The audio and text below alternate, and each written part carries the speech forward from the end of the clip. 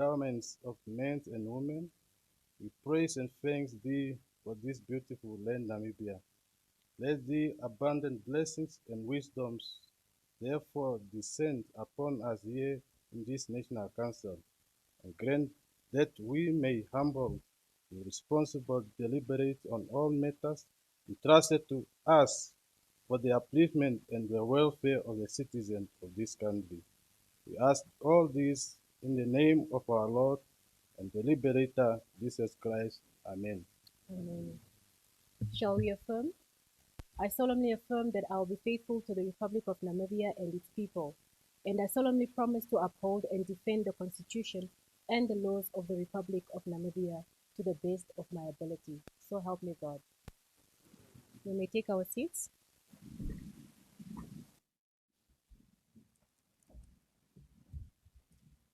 Honorable members, good morning once again, and welcome to our session today. Today, before we begin, 97 years ago today, by the name of His Excellency Dr. Sam Shafishuna Nyoma, the founding father of our republic and the first president of Namibia. We all know that everything that we do today, if not majority, is a foundation that he as our forefather or our founding father has built. And as we deliberate today, may we be guided by his spirit, and we wish that he continues to rest in peace. Other than that, honorable members, I'd like to recognize the presence of also one of the giants that have served with us in National Council, the former councillor of Elim constituency in Msati region, and the former chief whip, Honorable Gerard Shimi, who is joining us in the gallery. Honorable Shimi, welcome. We're happy to have you here.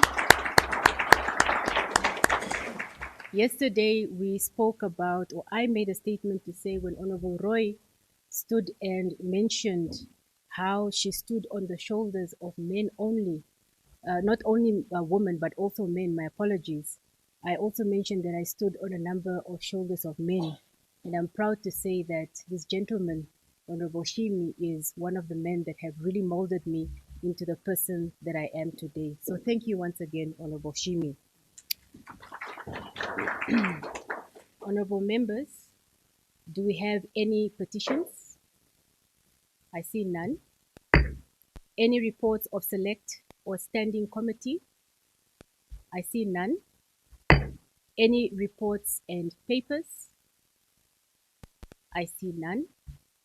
Any notices of motion? I see the hand of Honorable Angwo.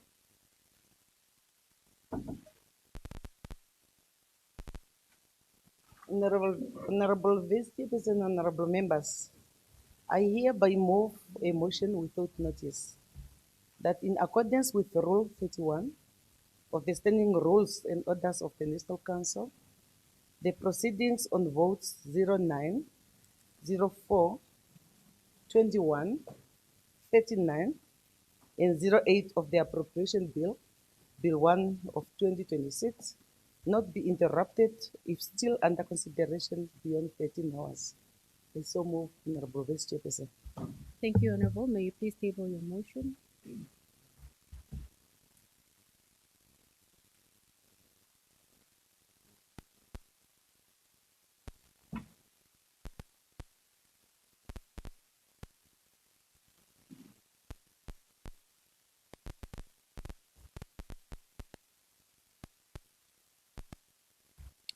Thank you, Honorable. As Honorable Angwo approaches her seat, do we have any further notices of motion?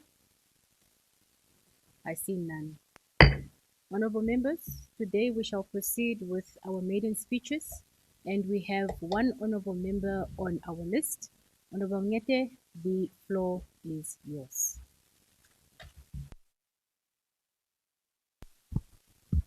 Thank you, Honorable Vice Chairperson. I choose to present my speech today. This day is a historical day, and also maybe I will be the last one to present in this historical day. Thank you, Honorable Chairperson. Honorable Vice Chairperson of the National Council, honorable members of this august House, it is with profound sense of humility and a deep commitment to the service of our Republic that I stand before you today. To be chosen as a once people representative is not merely a political milestone, but it is a sacred true ones that I intended to uphold with my energy and integrity. Firstly, allow me to thank the SWAPO party members and the supporters within Sandy constituency who made it possible for me to be their representative in the Sandy constituency for 3 consecutive terms.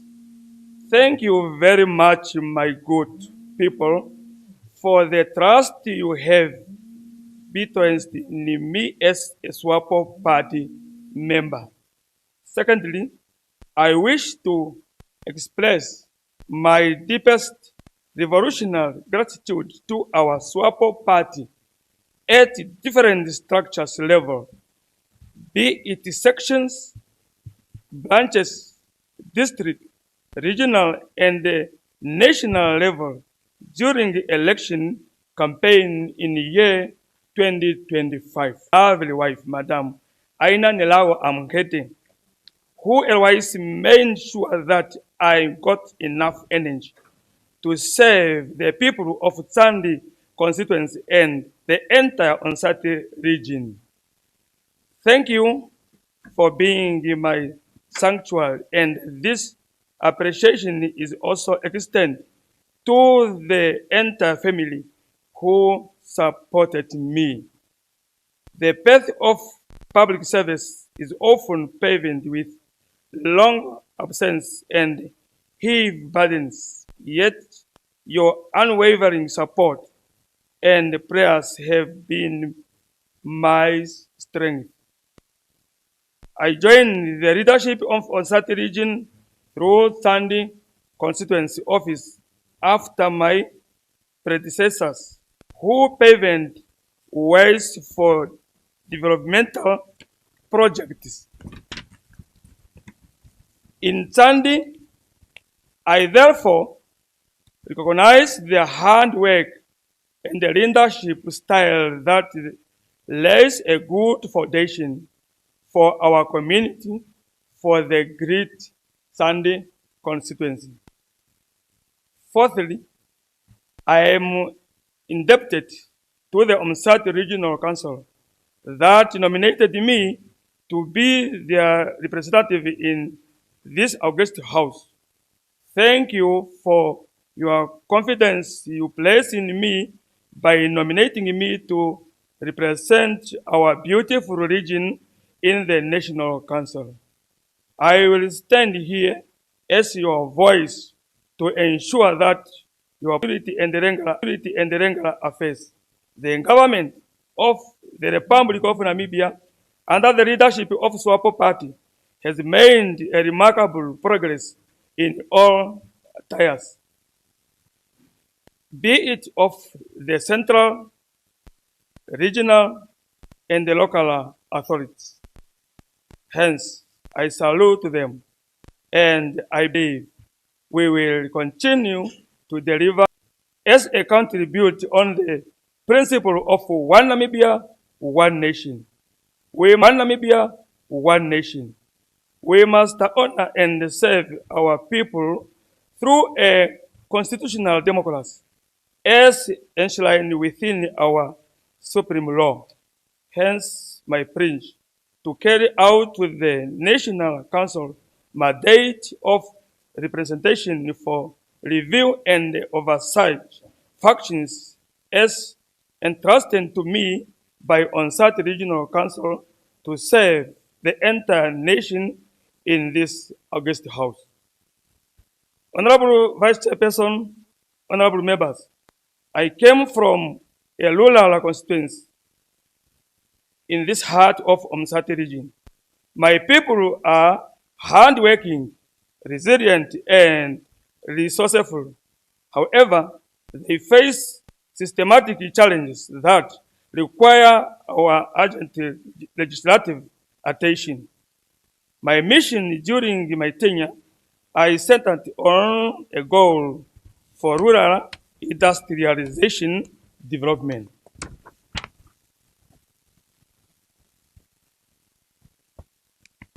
Honorable Vice Chairperson, the challenge of arterial growth of road.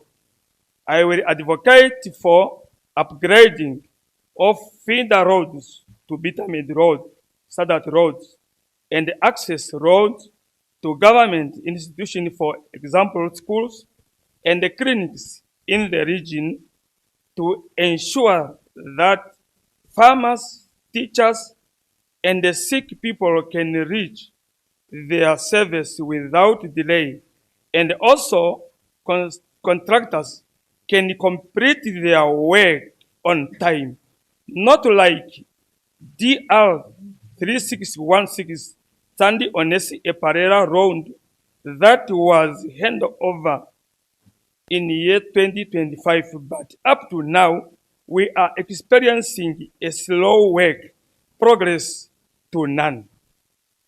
We need to deliver service at fast growth speed to our people. During the rain season, Ogongo constituency and many other offices used to be closed due to flood. Therefore, the road D3692 from Ombathi Epato road need to be alternated very soon.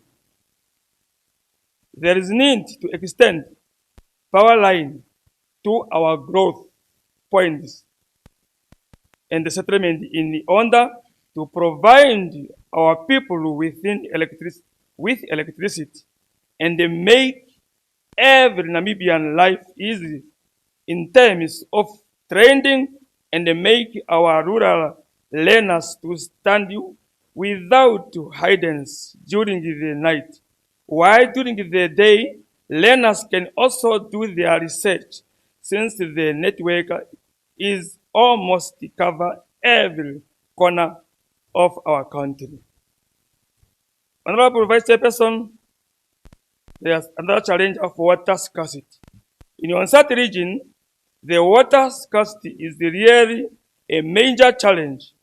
Government must expand our pipeline network to invest in them to ensure that both human and livestock are provided with safe water. The 2024 SWAPO Party Manifesto, of which many Namibians has read, and they gave our party, SWAPO Party, the mandate to lead the government, has prioritized water, food security, and job creation. Therefore, when a Taka Uvudia Canal projected to be upgraded to concrete canal will create many prevent green scheme along the canal for both Onsati, Oshana, and the Oshikoto region. South that is planned to take water to Opua in the Kunende region via Omakanga Growth Point and the surrounding villages in Onsati region will also strengthen the provision of safe water and empower our people to promote hygienic and sanitation too. Honorable Vice Chairperson, honorable members, another challenges for digital frontier. I will advocate for network towers, activity that will make communication for our people easier in all aspects of life. We are living in the modern world. Hereby, technology is the great equalizer. It allows our entrepreneurs to trade globally and our students to learn digital. A child in a rural village should have the same access of digital frontiers equals to a child living in urban areas such as Vido here. And there is nothing sinister about them.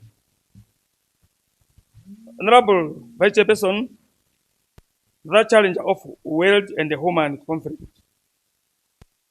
Honorable Vice Chairperson, honorable members, Unsat region is one of region blessed with wildlife animals. At the most we as human being has migrated in the wildlife zones areas. In most cases, we experience the conflict between elephants and human, and the unfortunate situation is that in this conflict, sometimes our people lost their lives, including this year, last year, and some years back. May their life rest in peace. It is saddening to lose a mother, a brother, or a sister due to wildlife versus human conflict. Therefore, I urge the Ministry of Environment, Forestry and Tourism to come up with a turnaround strategy and look to the policies that attend to these issues at hand. It is very painful to see crop fields being destroyed by elephants and push funds and market for further developmental activities to cater for drought relief program, because our people will require food while they hand worked hard to provide food security for forestry and tourism is also to establish a satellite office in Okatsevi, in Sand constituency, and Usathima in Okahaw constituency. This satellite office will make their official work easier in terms of coordination in the situation of human versus wildlife conflict. Honorable Vice Chairperson, the challenge about our youth.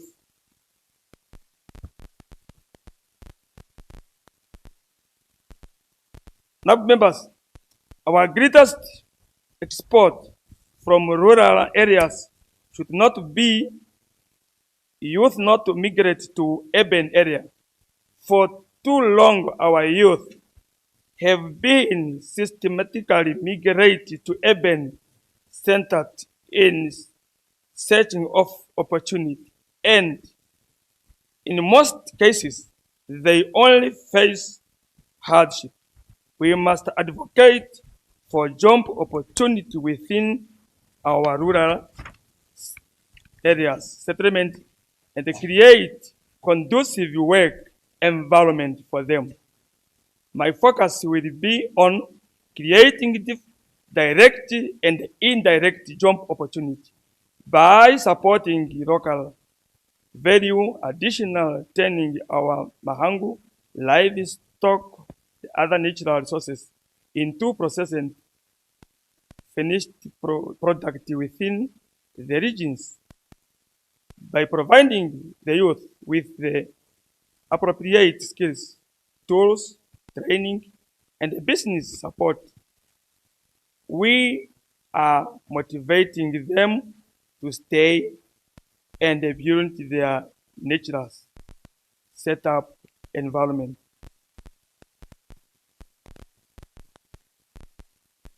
Honorable Vice Chairperson, we are here in the list of Red of Brave, after debated by the men and the women who is the veteran of this country.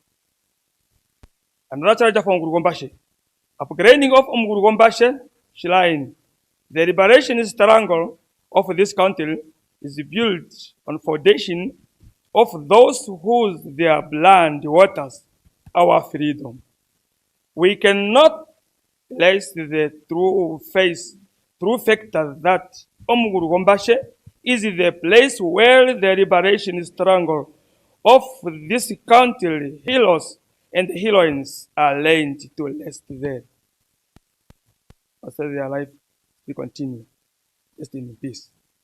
We need to upgrade this area to a certain level and even create or establish one of the learning institution and addition museum to attract tourism, which will benefit our country to keep this historical shrine place alive. In conclusion, Honorable Vice Chairperson, honorable members, as I take my seat, I just want to give my assurance that I will work together with the members of this August House, irrespectively of our political party affiliation, because I believe that we are all Namibians and need to work together in order to build our country. Let us work together to ensure that our community are recognizing and realizing the task at hand as entrusted to us as honorable members of this House. I thank you, and may God bless the Republic of Namibia. So I submit. Thank you very much, Honorable Angete, for your maiden speech. Honorable members, we will now continue with the order of the day, and I would like to humbly ask that the Secretary read the order of the day.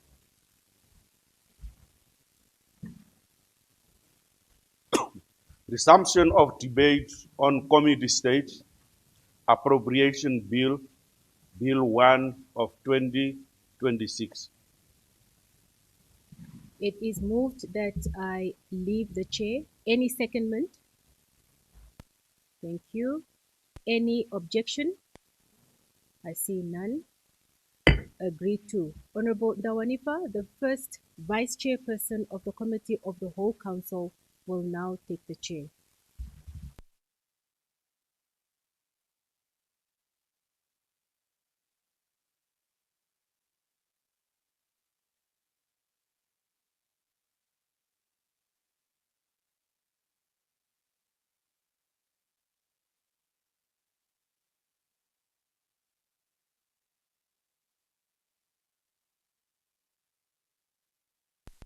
Honorable Chief Whip, honorable members, Secretary of the National Council, good morning. I call the House, the Committee of the Whole Council is called to order. The Committee of the Whole Council has to consider Appropriation Bill B1 of 2026. I shall now put vote 09, Finance, with the allocation of 12,877 million Namibian dollars. So any discussion?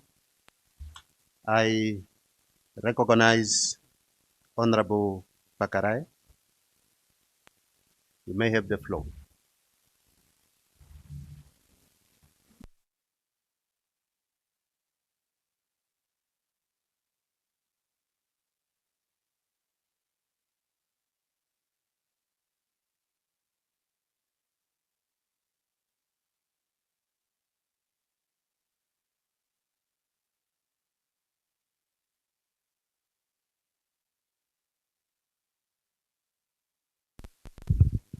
Thank you.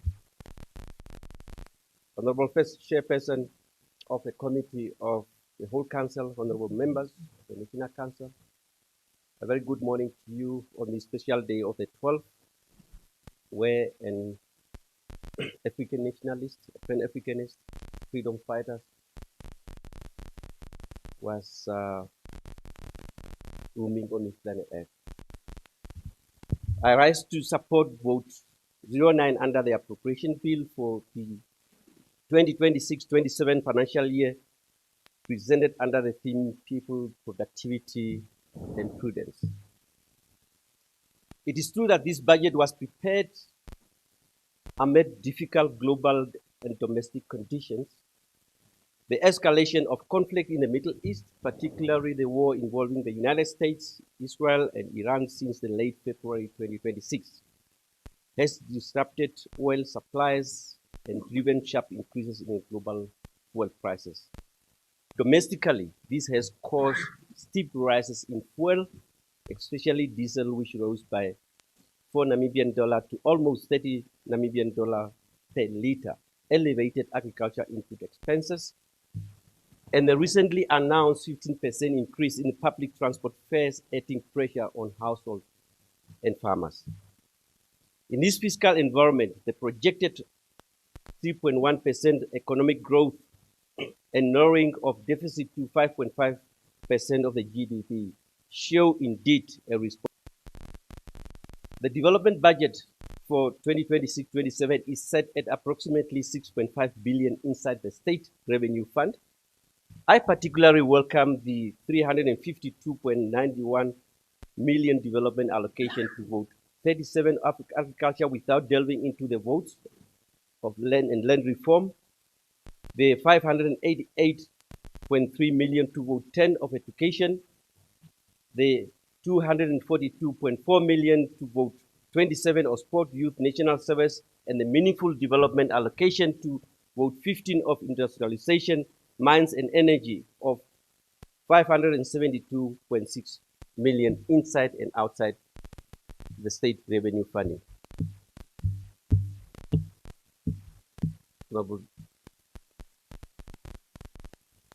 Honorable Vice Chairperson,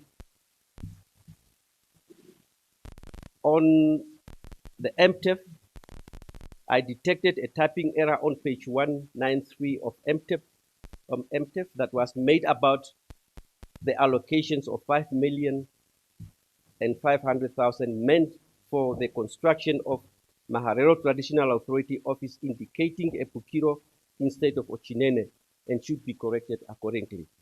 I therefore support the vote 09 and stand ready to contribute to its effectiveness rolling out.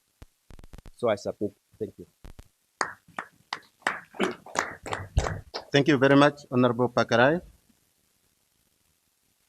Honorable Monde.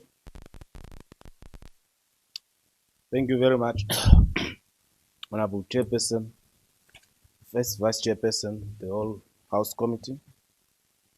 I just want to, I'm rising in support of the vote 9 for the Ministry of Finance, and my main purpose for indicating my willingness to contribute on this bill is the program or the policy that NAMRA, through Ministry of Finance, has launched. I think it's operative since 1st of May. That has to do with Order with Me.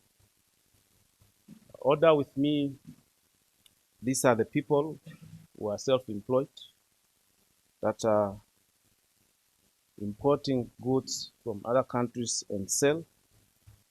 And to us, as regional councillors, it's really good for us that we help on their own. And it has been very problematic to them because of the tax tariffs, import tariffs imposed on these goods, and also clearance issues. So I rise to support, and I hope that in future we will also be consulted as this, if there's any regulations to be made with regards to Order with Me, so that we make our input in a proper regulatory framework is established to support what we call Order with Me initiatives. Honorable First Vice Chairperson, I therefore support the bill. The vote 9. Thank you very much, Honorable Monde. Any further discussion? I see none. Any objection? I see none. Agreed to? Thank you. Honorable members, I may also remind the Honorable House to address the First Vice Chairperson as follows. First Vice Chairperson of the Committee of the Whole Council. First Vice Chairperson of the Committee of the Whole Council. I so submit. Thank you. I shall now put vote for Auditor General with an allocation of 133 million Namibian dollars. Any discussion? I see Honorable Shkulo. You may have the floor.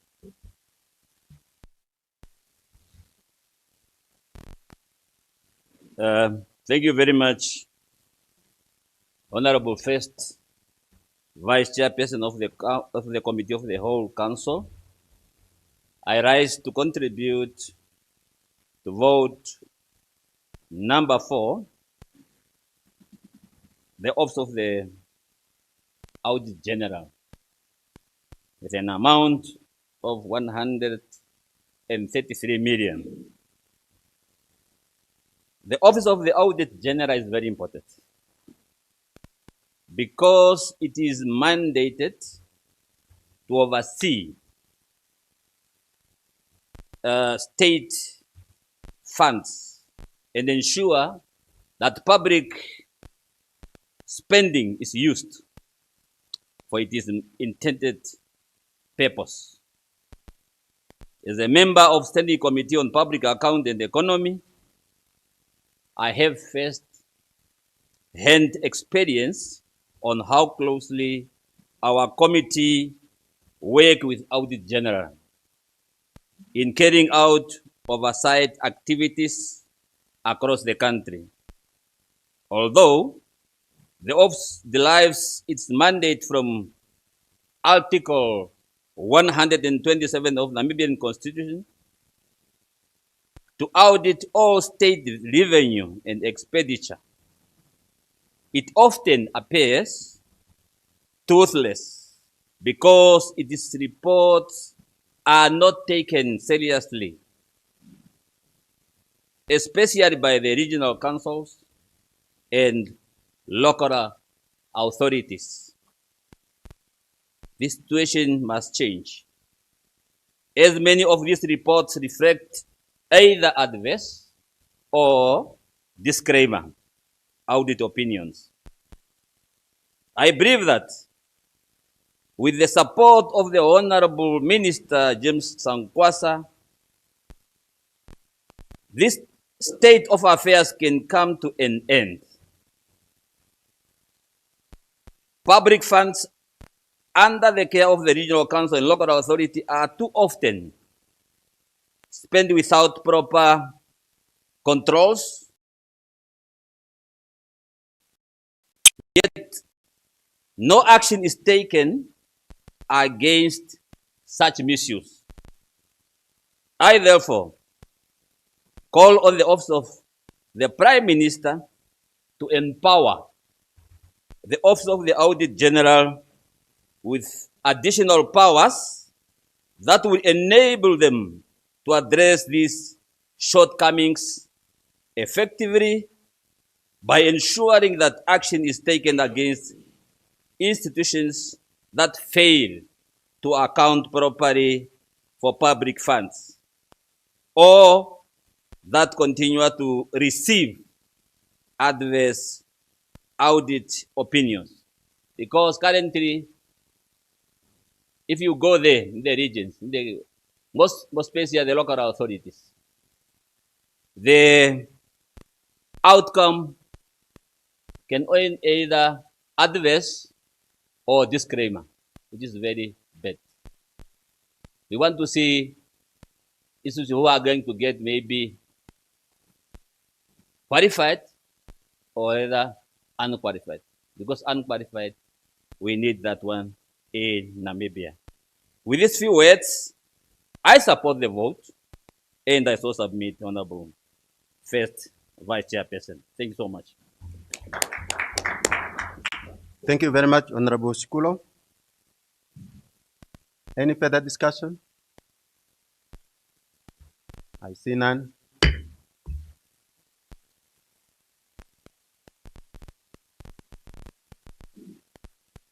Honorable Karab.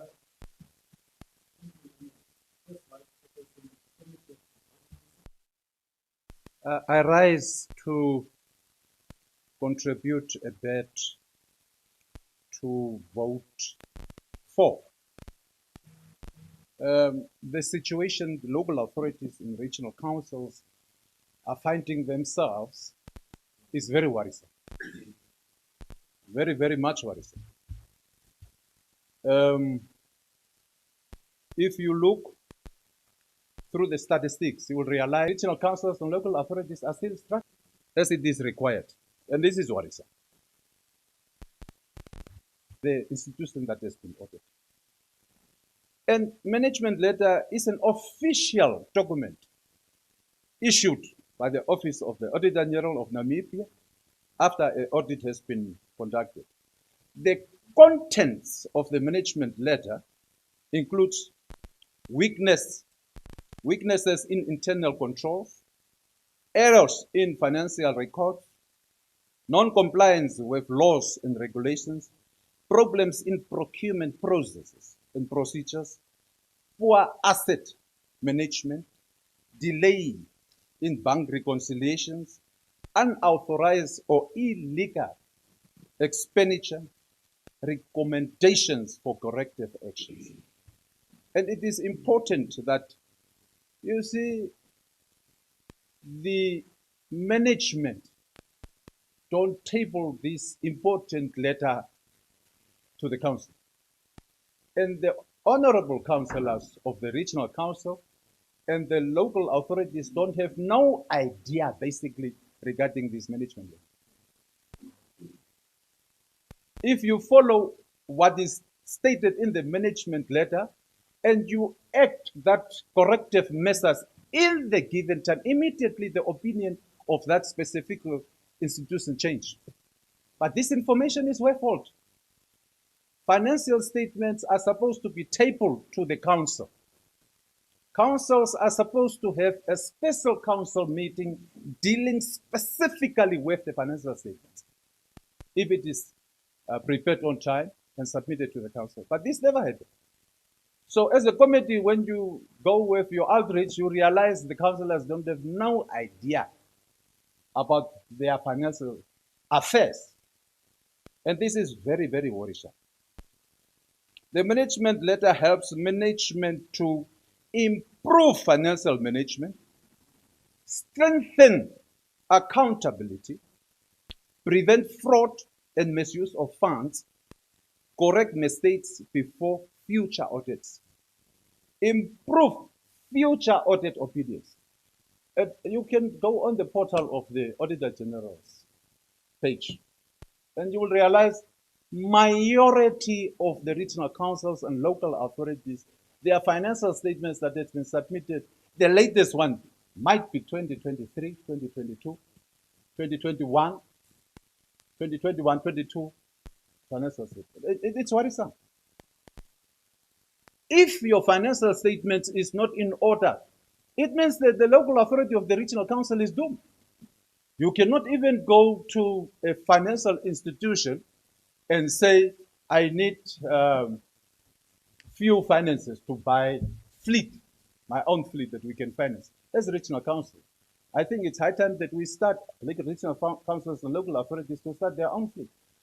Even our regional council find ourselves at this time to deal regarding the fleet with Avis. How can you find yourself to rent Avis cars to do your constituency? So we need to do something about this. And the simple thing is that, you know, the directors, all the directors wants to be the CROs. And all the managers in the regional councils wants to be the CEOs. Yes, Honorable Karab. Yeah. I may remind you about time. 1 minute. This is a very, very, very critical vote. And in conclusion, all that I can say is that the councillors needs to be updated regarding the financial situation of your institution. You need to ask, because it is clearly stated that after the financial year end, you have a time frame before you submit the financial statement. It must first submit it to the council. You find yourself that sometimes the regional councils, not the local authorities, regional councils have internal auditors.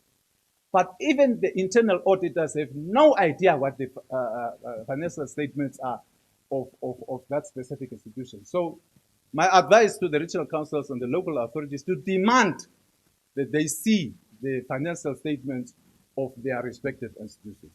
With these few contributions, Honorable First Vice Chairperson of the Committee of the Whole Council, I so submit and support the vote. Thank you very much, Honorable Karab. Thank you. Any further discussion? Honorable Masiku. Thank you very much. First Vice Chairperson of the Committee of the Whole Council. I did not want to contribute, but the Honorable Garab just reminded me of something very important. It is true that some regional councils have never seen audit reports of their own institutions. I will not mention a name, but it was only the Standing Committee of the National Council that alerted one regional council to say, this and this and this is in the audit report. But the councillors had no clue, no idea whatsoever, because it was kept somewhere by some people. But that said, I just wish to maybe add to what Honorable Garab has just said, to say that, you see, even with audit committees, there is no provision in the Regional Council Act to say that each regional council or local authority, maybe with the local authority, I'm not too sure, there is no provision to say you must actually have audit committees. There isn't a provision. But then, when audit committee, they always come and say, there's an absence of an audit committee, so you need to appoint it. But when you go to the regulations or the policies that guide the establishment of audit committees, where do you pay them? It's another story. Because regional council say, no, but it's not budgeted for. Or those that are clever when they are running this institution will tell you, if councillors are insisting we must have an audit committee, you say, no, it's not in the act. It's not obligatory for us to have it. So I suggest that perhaps maybe the revision of the auditors, of the legislation that establishes the Auditor General's office, to maybe have regulations that add on to the meat, so to speak, so that when these audit opinions are then given to regional councils, perhaps there should be corrective measures accompanied by, I'm not saying punitive measures are necessary, but they could be necessary in these circumstances, maybe. Because the idea is to make sure that if and when errors or mistakes are identified, the next thing that we should do next is to make sure that those mistakes are not repeated. So I so move, Honorable First Vice Chairperson, that these recommendations perhaps can be looked at by relevant subcommittees or other committees at the necessary time. But in the meantime, I wholly support the vote. I so move. Thank you very much, Honorable Masiku. Honorable Angula. Thank you so much, Honorable First Vice Chairperson of the Committee of the Whole Council. I also rise to air my sentiment on vote 4, and my interest will more focus on the on the harmonizations of the system, different systems that local authority and regional council are using, that I believe are attributed to these adverse uh, opinions, audit opinions. Because some few years ago, there was a directive that all the local authority and regional council should migrate to IPSA. But the unfortunate part is that there were not budget provisions that were made, because some of these local authorities do not really afford these new systems, and there is no a financial in place that is now put to help this particular local authority to upgrade, to migrate to these new systems. Hence, we will continue having this adverse opinion, not because the local authority and the regional council are not doing properly job. Authority, they have got an opinion that you should already have that particular system in place. By the time they come to those local authority, they find a different system that it does not speak to the IPSTA.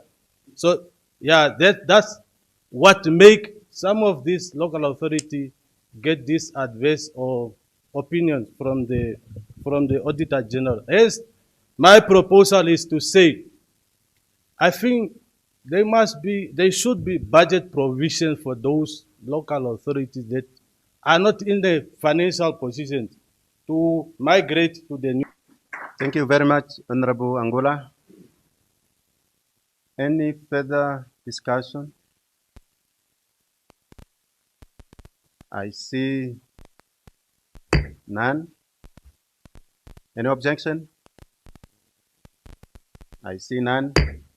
Agreed to? Thank you. Honorable members, before I move to the next vote, I may also remind the Honorable House that in terms of Rule 81, Sub-Rule 4, that can be read together with Rule 104, we agreed on the time allocation that the honorable members to contribute, it must be 5 minutes. Isn't so? So therefore, I appeal and request the honorable members that we must stick to the time allocated, provided that we are always trying to keep our eyes on the clock to make sure that you are within your given time. So with that, honorable members, I shall now put vote 21 judicial with the allocation of 512 million Namibian dollars. Any discussion? I have Honorable Unona. Honorable Vice Chairperson, Honorable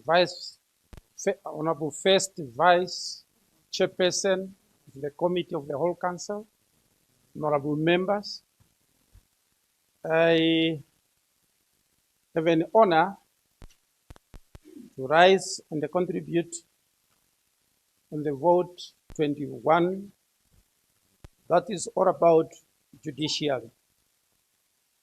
Why I'm supporting the amount allocated to this vote, I have some concern that I would like to raise in this August House regarding our judiciary. I have observed that most cases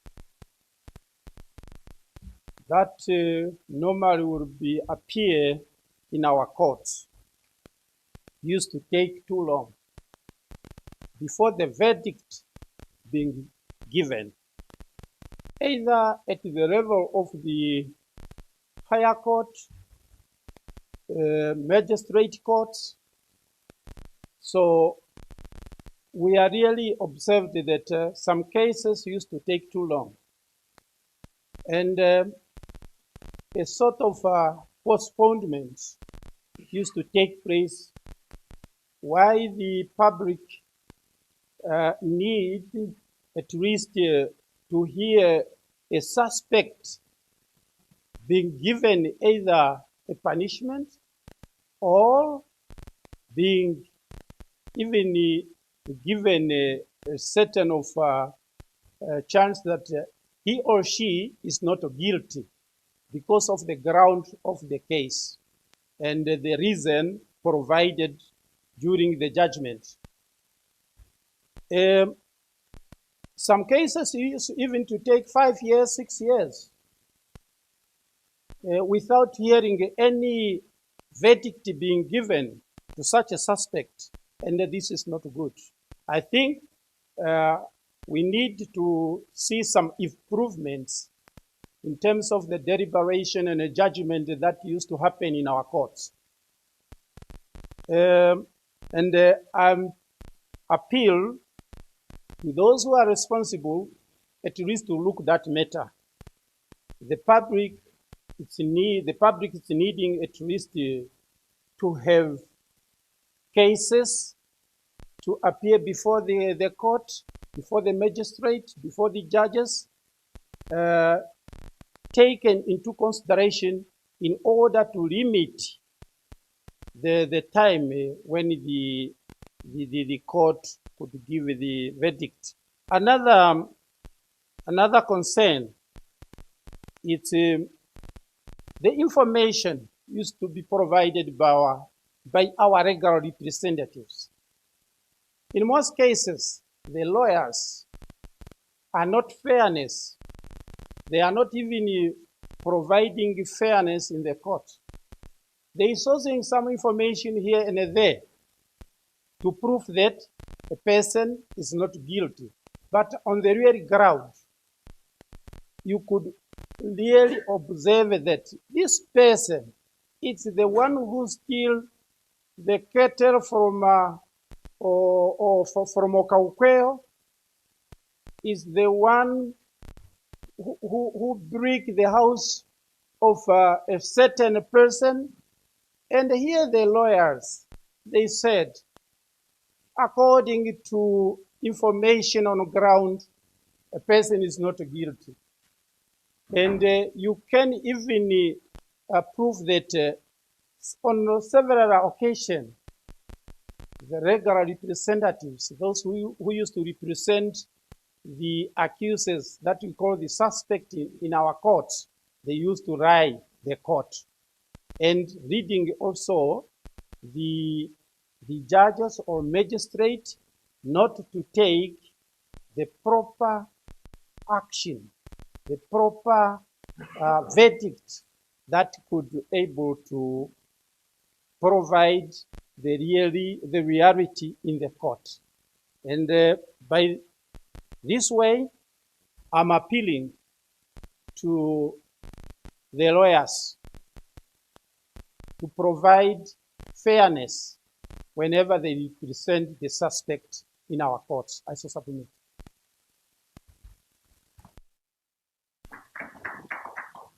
Thank you very much, Honorable Nona and Honorable Pakarai.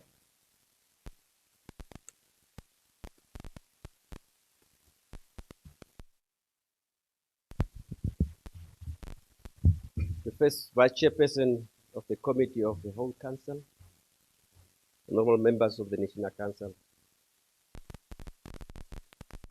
The judiciary is the institutions that aim at interpreting and applying the law, while justice is the abstract concept of fairness, equality, and moral rightness that the judiciary aims to deliver. Now, in view of decentralizing the judiciary, a team under the leadership of the ED toward, if you went to all the regions, but more specifically to Omaheke, to make sure to identify sites and plots or available facilities for the periodical courts, for the establishment of the periodical courts. In Omaheke, Aminus and Epukiro were identified for such facility to be constructed. And why I'm raising today is for the vote 21 that budgetary provision must not be delayed for the construction of the periodical courts at the site as viewed and determined to make sure that our citizens does not have to wait for too long, to travel far too for justice to be done. Honorable First Vice Chairperson of the Committee of the whole Council, I therefore submit that endorse the vote as it is, and I would like to thank you for listening. Thank you. Thank you very much, Honorable Pakarai. Honorable Kwoko.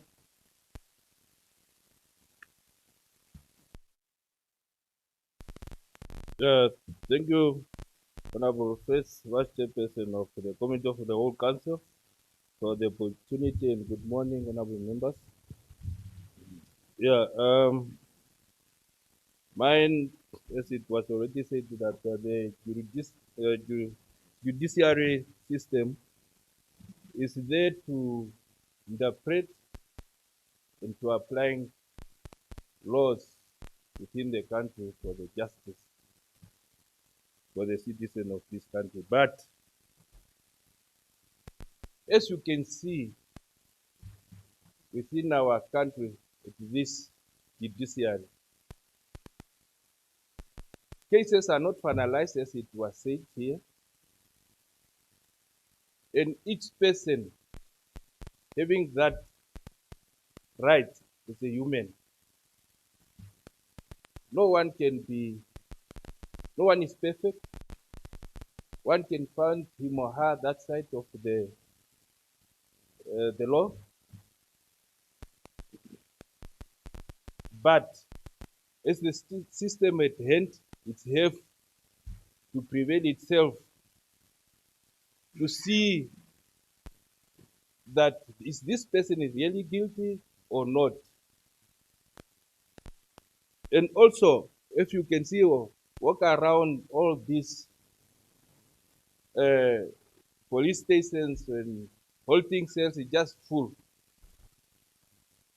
of people, of offenders, without their cases not attended to. And we are yet here as lawmakers not making any means and plan that to minimize the overcrowding. Those who are supposed to be found guilty, they are not going to correction facilities. They are just hold there for many years. And in case even is that a person have to appear before court, maybe 70, how many hours there?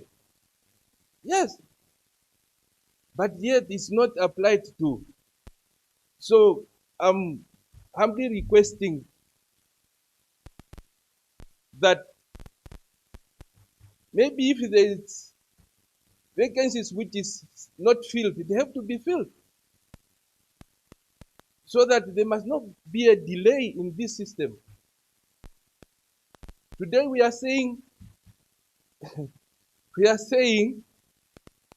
there is few few people in Namibia. Yes, how we can produce if people are kept there? That is the truth. And my due is that if those people are released or their cases are finalized, at least they come back, they start with their families. Some of them, they can be employed and go on with their lives. So I'm requesting the judiciary, at least if there is open vacancies which is not filled, to be filled, so that they can fast track this to finalize some of the cases. We cannot, each and every year we're having just overcrowded cells there, And even the policies now, they becoming also friends to those people and they are working together, to be honest. And it's not a good thing. So, Honorable First Vice Chairperson, Honorable members, that is my contribution. I'm requesting that at least, and even this money here, the 512 million, it's not enough, to be honest, if we want this, also this, this system here to work properly. At least they need some money again to fill up those vacancies, to work on the system so that at least all these cases can be finalized and we're having justice within our country, fair to each and every person. Having said that, thank you very much. Thank you very much, Honorable Kwoko. Honorable Mchinti. Person of the Committee of the Whole Council, Honorable Member. Before I made my contribution, today is a very important day in the life of the Namibian people. It's the day that our founding father was born. And I want to remind the nation that the late Dr. Semanu Yoma will always emerge victorious. Let us embrace his motto of one Namibia and one nation. My short contribution to judicial. The higher court bench, it have got a serious or critical shortage of judges. In Namibia, we don't have many judges. That's why you might find a backlog of cases that are not yet finalized.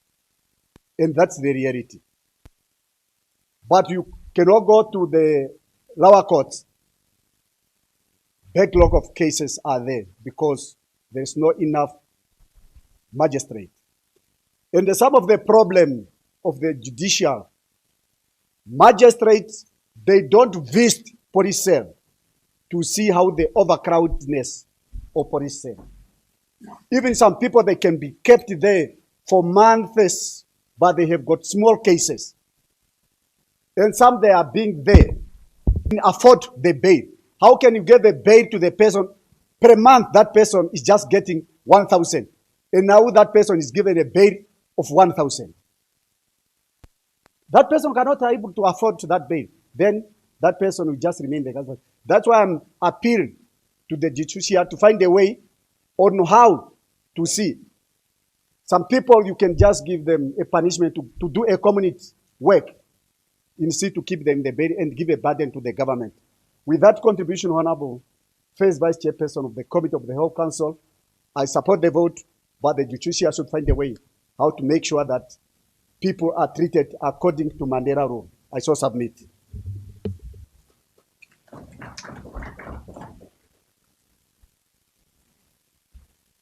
Yes, Honorable Njindi, thank you very much.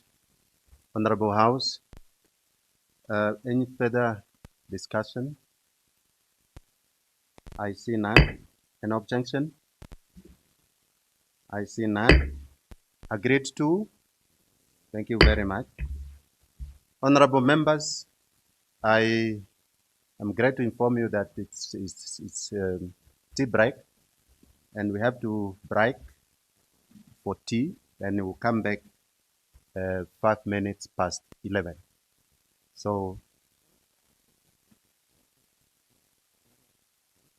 5 minutes past 11. 11 and 5 minutes. The other way around. Thank you very much. The House is adjourned.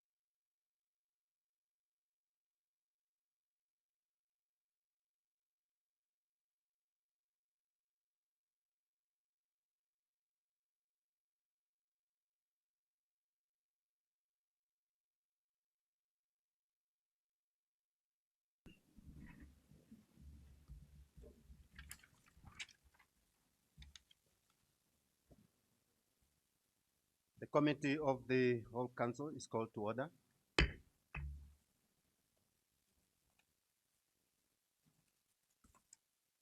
Honorable Chief Whip, honorable members, I shall now put vote Home Affairs, Immigration, Safety and Security with an allocation amount of 8,146,750,000 Namibian dollars. Any discussion? I observe the indication of Honorable Chaweunja. Honorable Chaweunja, the floor is yours. Thank you, Honorable First Vice Chairperson of the Committee of the Whole Council. Good morning, honorable members. Let me first also just join my big brother there and say 97 years back somebody was born, a very good man, a very gentleman of this country, somebody who happened to make it possible for some of us to stand proudly in front of the community and talk to them. And I'm talking none other than Samuel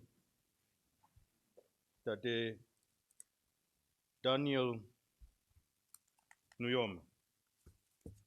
So I want to just say happy birthday to the great man, and may his soul continue to rest in eternal peace. Honorable First Vice Chair, my contribution on Home Affairs, the other day we were told that Kawaka is from the Ministry of Information and trying to be digital, so we are also trying to follow somehow. The Ministry of Home Affairs is doing great work. But maybe first, one thing that I want to register is just that now the Deputy Minister is just here next to me. I believe there is something that we need to change through the Chair, Honorable Deputy Minister. Sometimes when we put too many long names together, at the end of the day, some of them become stepchildren. So I'm of the opinion that security and safety and security should be a different vote and then be allocated money as a vote, just as we are doing with agriculture, land reform, and then we have separated it from water and marine resources. Why am I saying this is that maybe first let me then compliment the ministry, because when you look at the ministry, they have really serious key achievements, especially towards next year. They have given more than 117,000 IDs, and then also they have catered for the San community with an amount of close to 22,000 when it comes to their documents. And then there is other things. Today we can travel between Namibia and Botswana, which I'm thinking it's also been rolled out in future to other countries where we can then use our IDs just to travel between some of these countries. So when you look at it, you can see that the ministry is moving. But then, Honorable First Vice Chair, there is something that is bothering me. It's there was a legislative reform on the Civil Registration and Identification Act. But I'm more referring to the one that was took, and then there was a component in it on stateless determination and the protection of that legal framework. But I remember as a regional councillor, we were then asked to register stateless and undocumented people in our constituency. We have done this, and I believe the total was roughly 144,000, if my memory serves me right. But when these legislators was brought to Parliament, it did not really cater what we were then thinking for that, because our understanding was we thought we would come up with a document that would then assist these brothers and sisters that are stateless and undocumented, because most of them are being used or abused in the process. So the understanding is that we seriously need to give this special attention and make sure that some of these people have been helped in the process. These people cannot open accounts. They can also not access health facilities to an extent because some of them are afraid of being arrested on the other things. But seriously, Honorable First Vice Chairperson, I don't know whether that time started with me. So what I wanted to say is that my concern is more on the police. The police, I'm talking about whether it's a station commander, the staff themselves, the environment where they are living does not correspond with the work that we are expecting them to do. The barracks and everywhere where they are staying, because maybe because of the melting of this, they are not getting proper allocation that they have to assist them in that regard.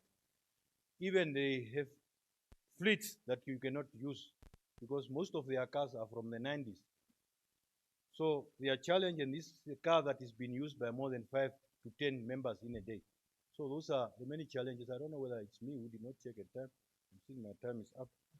But really, I'm just challenged. My concern is more on the status of our police officers.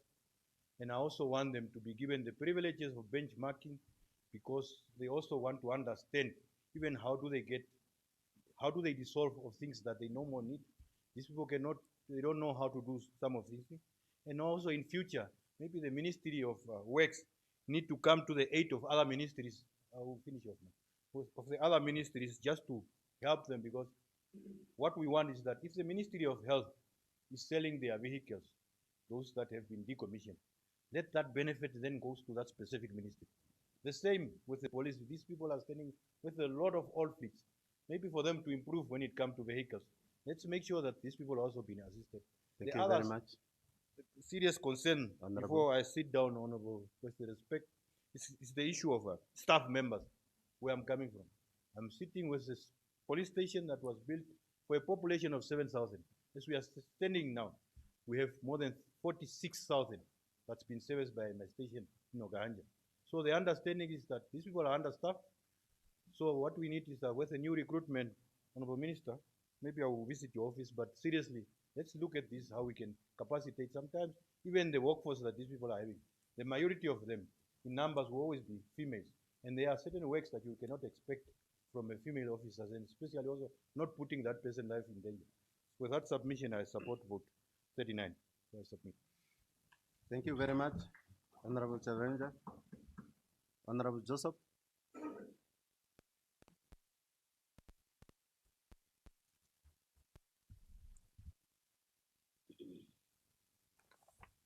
Honorable First Vice Chairperson of the Committee of the Whole Council, fellow members of this August House, I rise today to address the critical imperatives surrounding Vote 39. Honorable First Vice Chairperson, honorable members, and fellow compatriots of our beautiful republic, good afternoon. Saga, good morning. Thank you. We are together. Thank you, colleagues. It is with a profound sense of duty to the people of Karas, particularly Bersaba constituency, that I rise today to address the critical matter of public safety within our constituency. As we deliberate on Vote 39, particularly the safety and security cluster, we must acknowledge that the fundamental right to security is the bedrock upon which all other developmental aspirations are built. It is widely recognized that the proximity of law enforcement to the citizenry is a primary determinant of social order and the effective prevention of crime. The Bersaba constituency, characterized by vast geographical expanse, currently faces a significant deficit in policing infrastructure. Despite serving as the political capital and the administrative seat of my constituency, Bersaba locality remains without a dedicated police station.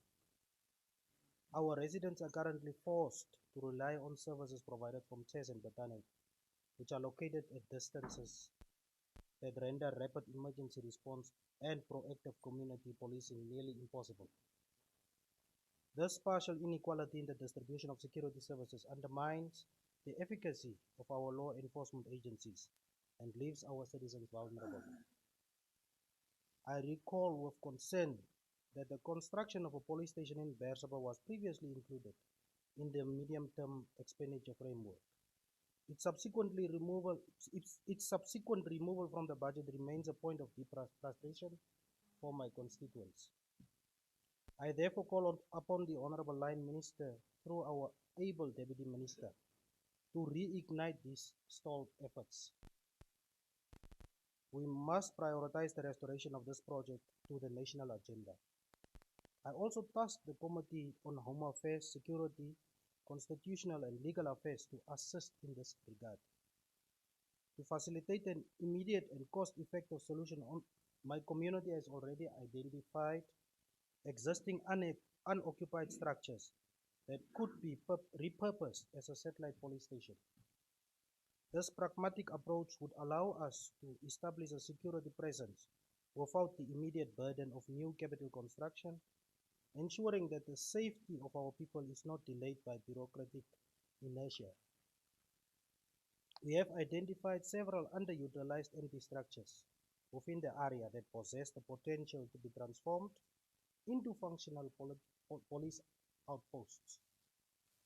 I'm issuing a clarion call to the Ministry through our Honorable Deputy Minister and our stakeholders to improvise and forge the necessary synergies to operationalize these facilities immediately, even while we await the formal long-term budgetary allocation required to establish a substantive permanent police station. This is not a matter of impossibility.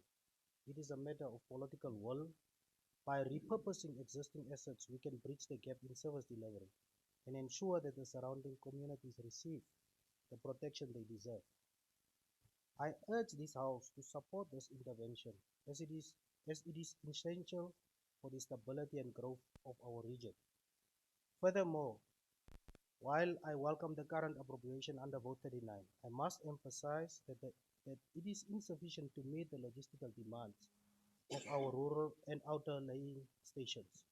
I therefore request that a more robust funding allocation be considered during our upcoming midterm review, specifically earmarked for the acquisition of additional vehicles. Mobility is the lifeblood of effective policing. Without adequate transport, our officers are ethically tethered, unable to respond to the needs of public in a timely manner.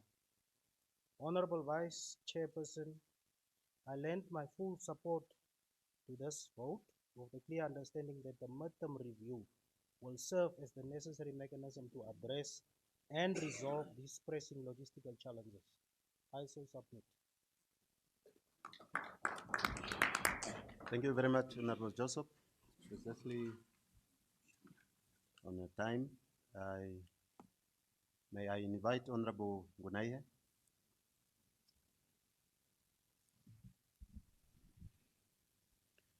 Yeah, thank you very much, Honorable First Vice Chairperson of the Committee of the World Council. Honorable Joseph, may you switch off your mic?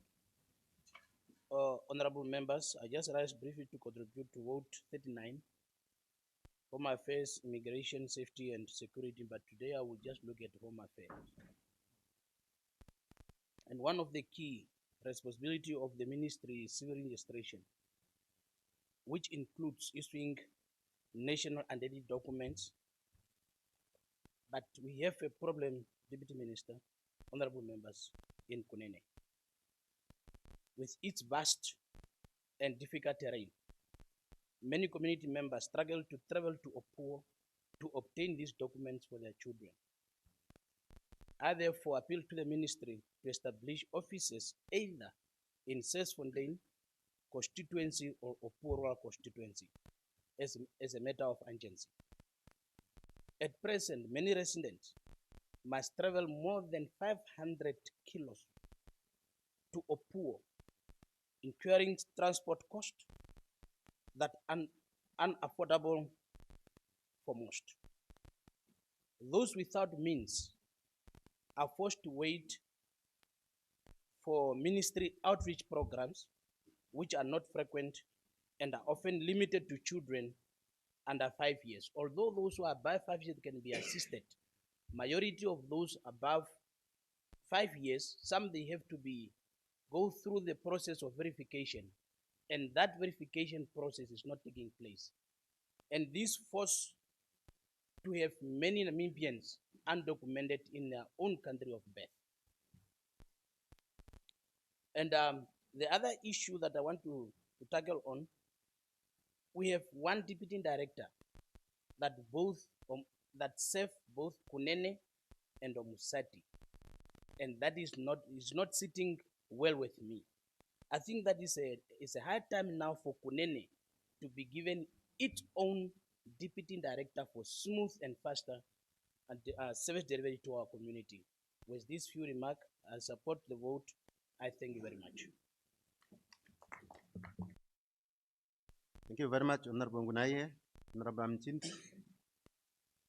Yeah, thank you very much, Honorable First Vice Chairperson of the Committee of the Whole Council, Honorable Member. I rise to make contribution to vote 39, and I want to make my contribution based on one of our faction of the Standing Committee. And one of the faction of our Standing Committee is to promote compliance with the United Nations Standard Minimum Rules for Treatment of Prisons and the United Backlog Rules on Treatment of Inmates and Prisoners. Honorable members, I really thank the Minister of Finance for allocating that 8 billion to the Minister of Safety and Security, to Minister of Home Affairs, Safety and Security, to address most of the challenge so that we can adhere to what I have read as our standing rules factions. And they are going to construct correctional facility with this money, to construct police station, class C police stations, to construct police cells. But one of the problems that I have seen in this budget is there is no fund allocated to renovate the overcrowded police cell in Yoshakati police station, which is very inhuman when you go there. So I think the ministry should relook to this to find a way how to renovate these ones. Honorable First Vice Chairperson, Honorable Member, it's hard time for now to start budgeting for remand facilities, specifically for people awaiting trial who have been yet convicted, yet instead we are keeping them in the police cell or in the correctional facilities. Remand facility is very, very important because we can separate people that are not yet convicted from rapists that are convicted from the murders, from the theft. So these are the people that need to be in the remand facility. And this one we can only able to do it because we have to adhere to Mandela rules, 111. And that is the United Nations minimum rules for treatment of prisoners is adopted in 2015. And these rules is established that if you haven't convicted yet, you are legally innocent, and the prison system have to treat you different from the sentenced offenders in the prisons. And this only possible, we can only do this one possible if we have remand facility. But in the current status, all of them there, whether you are not convicted, you can be mixed with rapists in the police cell on the correctional facility. Therefore, Honorable Deputy Minister, it's our time to start budgeting for remand facility. And this remand facility, they can also be constructed next, if there is a land next to the court, so that it can also easily to transport these people to the court. With that, I support vote 39. I so submit. Thank you very much. Thank you very much, Honorable Mchinti. Honorable Nunyango.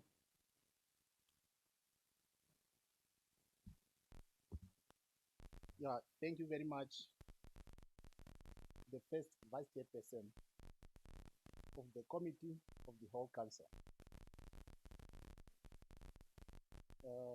Before I started, with my contribution on this vote,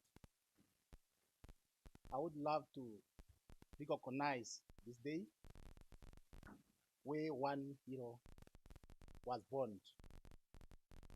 And Dr. Nyoma, may your soul continue to rest in eternal peace. The area or areas of my concern are of Home Affairs and immigration. First and foremost, I would love to indicate that I'm supporting the budget allocation to this vote. We notice that Home Affairs is doing better in terms of documentation, both birth and death certificates. And congratulations to that. But we experienced a challenge that faced this office. They are understaffed. They are so understaffed. We have visited their offices, but what they are doing there, they are trying their level best, even though they are very less. Therefore, I recommend at least the key position on those kind of institutions to be filled. I would love to move on to the immigration. The same concern that I alluded on Home Affairs, overstaffing, is also pertaining to the Ministry of to the immigration. For instance, in Oshikoto, we are only having 7 officials in the whole Oshikoto region. Meaning, if you are now to look to the population density of Oshikoto, that more than 200,000, a person is have to cater, or a single official have to cater more than 30,000 people, which is very much high to them. And of course, we are also identify that they need manpower. We are observed the flocking in of immigrants in our country day to day. That's contradicting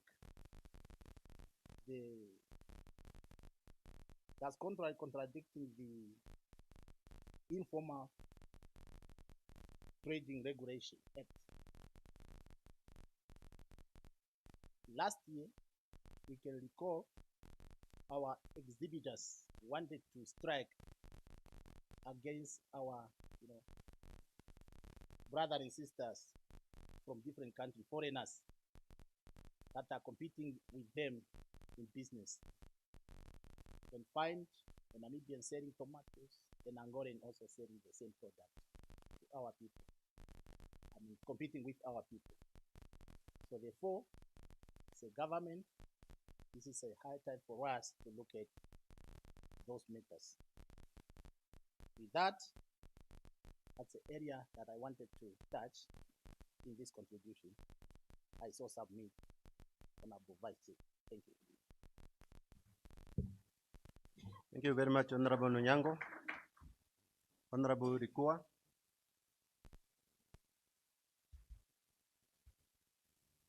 Thank you. First Vice Chairperson of the Committee of the Whole Council, honorable members, I rise also to contribute to Home Affairs, Immigration, Safety and Security. First, I say thanks for Home Affairs. According to their programs, they are very speed up. When we come to the birth certificate, ID, and the passport, they are no more 2 to 3 months, but just 2 to 3 days, a week, you can get your document. Thanks for that. Again, thanks for the program being rolled out last year. As my colleague said, that is stateless. Really, we have been seen how many people they want to stay in Namibia. Some they are not Namibian, they just came long time, but really they want to stay. At our constituency or at my constituency, special Tobias Ainyeko, Moses Gareth, Samura Machel, and some, really you found where parents, one is Namibian, one is not Namibian, and they are still struggling to get birth certificate or document for their children. I can see how the kindergarten teachers knocking my office and submitting list of small children, those who do not have document because of the parents' complication. The parents, one Namibia, one is not Namibian, and the father ran away, the mother ran away, and all those kinds. But we were happy when we see the stateless programs on place, just to help us to see that how the government will help these small children born in Namibia get document and go to school. Safety and security. I'm happy that Tobias Ainyeko, one of the constituency in commerce, came after independence. As we are speaking, there is a construction of Class A police station. Thank you for that initiative. When we come to the recruitment, currently now, what's going on? Yes. Let us try to see the population of each constituency. Then we have to propose that what can we do. The current proposal for the safety and security, we must give attach a letter from constituency councillor to attach to the application of the youth to the safety and security. Yes, we can do, but at this juncture when we talk about Tobias Ainyeko, the population is 67,000. Plus minus those who can apply, it can come to 2,000 to 3,000. And every day I use in the queue to wait that letter. Why we propose, we can propose, or I propose that all the Namibians have got a vote card. A vote card would show that any Namibian where you stay, you show where the constituency you reside. We can also propose this, that all the youth should be attached their vote card. Otherwise, those who turn 18 after election, then we can help few. We cannot help more than 1,000 people in the queue to stand in the queue for the letter of the councillor. I so submit and I support the vote. I thank you. Thank you very much, Honorable Rikua. Honorable Pakarai.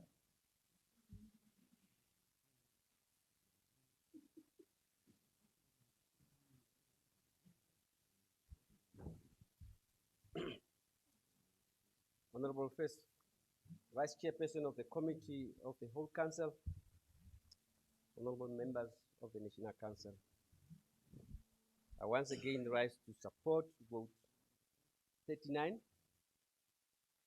and allow me to concentrate on 4 elements under the Home Affairs, one under the civil registration and digital transformation meant for the EID implementation. With the experiences that we have as regional councillors and now member of parliament, it's important that we ensure budget allocation for the national rollout of electronic and dated documents scheduled for July 2026. We have been there before, where when these dates are nearing, funds are not yet available. Improve accessibility. It is very important to avail funds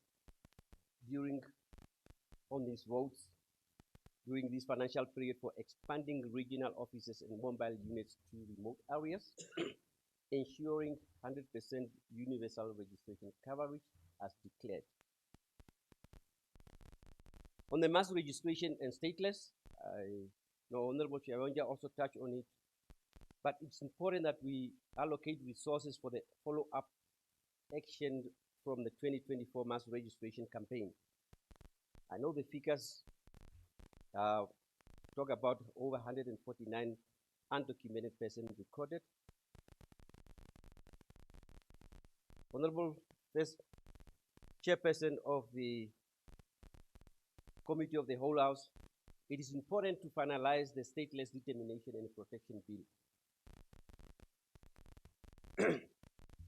Legislation implementing it's needed to start to enact regulation for the Civil Registration and Identification Act and Marriage Act of 2024, which will overhaul the previous system.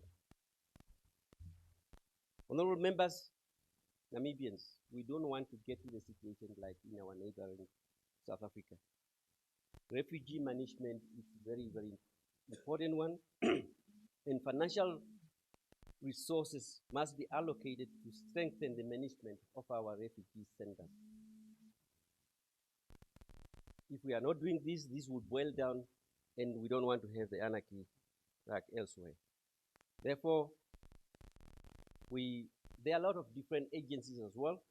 We need to strengthen the coordination between the inter-agencies in the process of under the Home Affairs.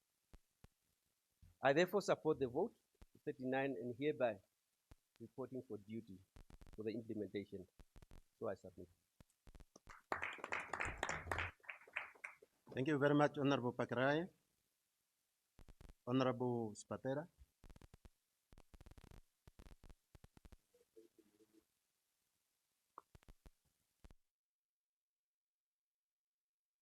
Honorable First Vice Chairperson of the Committee of the Whole House, of the whole Council, thank you. I rise this morning to contribute to vote 39 on Home Affairs. Home Affairs is vital to Namibia for the maintenance of national identity, securing our borders, and ensuring our internal security. However, allow me to mention few issues of concern. The first one, as has already alluded by other honorables in this House, is the issue of stateless status of those people who are taking care of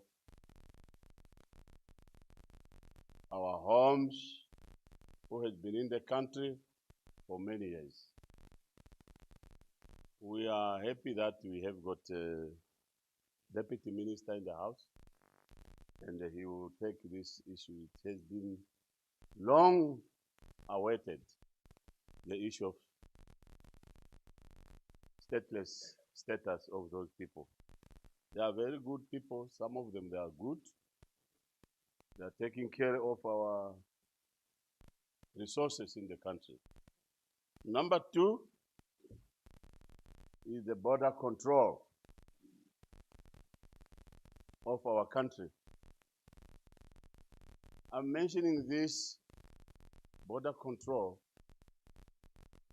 which does not only limited to the entry and exit of the foreigners, but to control the borders on stock theft. Especially us who are living alongside the borders, neighboring countries, stock safety is booming. While we have got police, special field force, seated instead of covering our borders setting up police camps along the borders.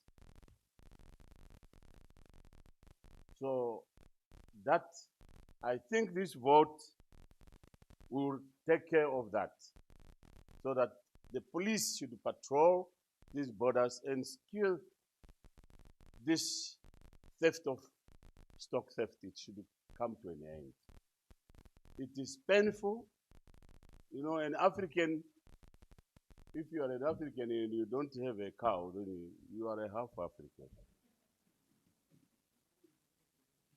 You are a half African.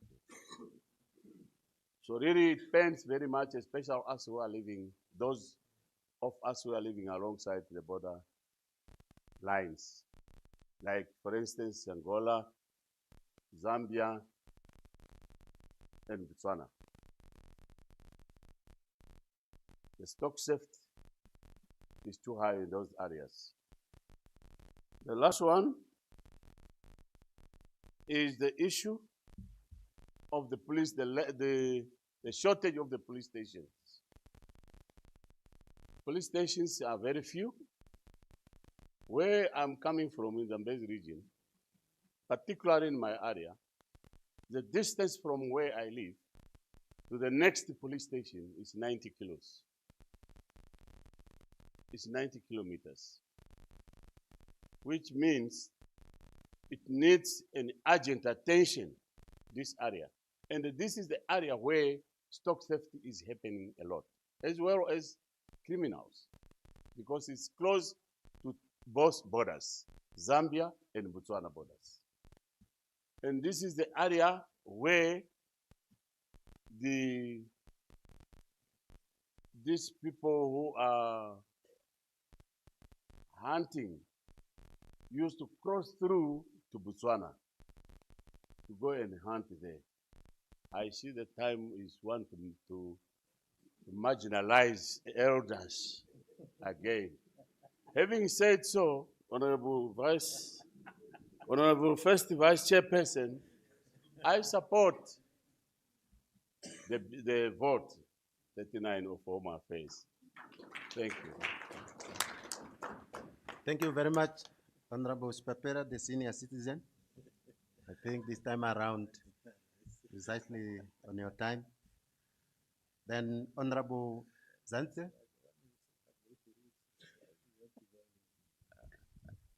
Thank you very much, Honorable Dawalifa, first Vice Chairperson of the Committee of the Whole Council. Honorable members, I really do not know what I was thinking all the entire years, but after the statement made by the Deputy Minister of Home Affairs, I got scary about this ministry, because we were made understand that this ministry is the entry and the exit into our entire human life. So I have decided really to stay a bit far away from this ministry. I have to show that the Honorable DM said that he will also issue us with the removal order to exactly show where our graves will be. So I have to stay far away from this ministry. Nonetheless, I rise in support of vote 39, Home Affairs, Immigration, Safety and Security. The mandate carried by this ministry is critical to the safety, stability, and service delivery of our country. And for that reason, I support the allocation before us. However, while supporting this vote, I wish to raise a concern regarding the proposed construction of the police village in Windhoek under the Public Works and Public Property Program. Honorable First Vice Chairperson and honorable members, we cannot ignore the reality on the ground. Across many parts of the country, police barracks, houses allocated to the police officers, and even some police stations are in very deteriorating statuses. Vandalism of government property has become a serious challenge, and maintenance is often neglected until facilities became almost uninhabitable. At the same time, I fully appreciate and share the concern regarding the difficult living conditions faced by many police officers. Rental costs continue to escalate at an alarming rate, placing enormous financial pressure on officers who already serve under very, very demanding circumstances.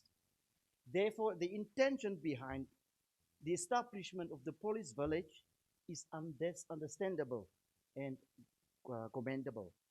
But Honorable First Vice Chairperson and members, alongside constructing new facilities, equal attention should be given to the protection, maintenance, and management of state property. Perhaps the Line Ministry should consider appointing or strengthening the role of a dedicated properties or facilities management officer within the ministry to oversee the maintenance and safeguarding of these facilities. There must be accountability, ownership, responsibility when it comes to government property. We also need to cultivate a culture where public servants understand that state property belongs to the people of Namibia and must be respected and protected accordingly. Too often, government buildings are damaged or neglected simply because there is no sense of ownership. Additionally, First Vice Chairperson and Honorable Member, Honorable First Imperial District, they still resort under Gibeon constituency. Imperial District, they still resort under Gibeon constituency. So I'm appealing to the Line Ministry to please make sure that whoever are citizenry of the David constituency who are served by the Gibeon police station and the Gibeon magistrate courts, that they be taken over to the rightful constituency where they belong. And finally, one in Marindal in the informal settlements. In conclusion, Honorable First Vice Chairperson, taking in consideration the time, I support Vote 39 while encouraging the ministry to balance new infrastructure development with proper maintenance, accountability, and improved accessibility of service to our people.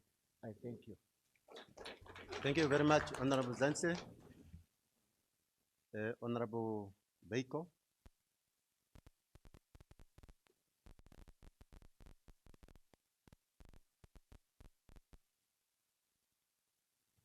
Honorable First Vice Chairperson of the Committee of the Whole Council, honorable members, good afternoon.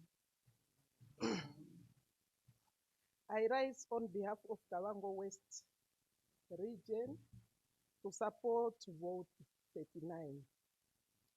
Let me begin by thanking the government for the new Home Affairs Office in Nkurenkuru. Honorable First Vice Chairperson of the Committee of the Whole Council. This office brings service close to the people. We commend this investment in decentralization.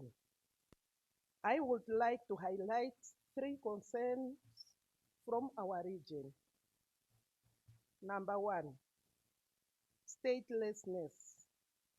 Honorable First Vice Chairperson of the Committee of the Whole Council, I start with my constituency, Msese, where we have many children and elders without birth certificates and identity documents.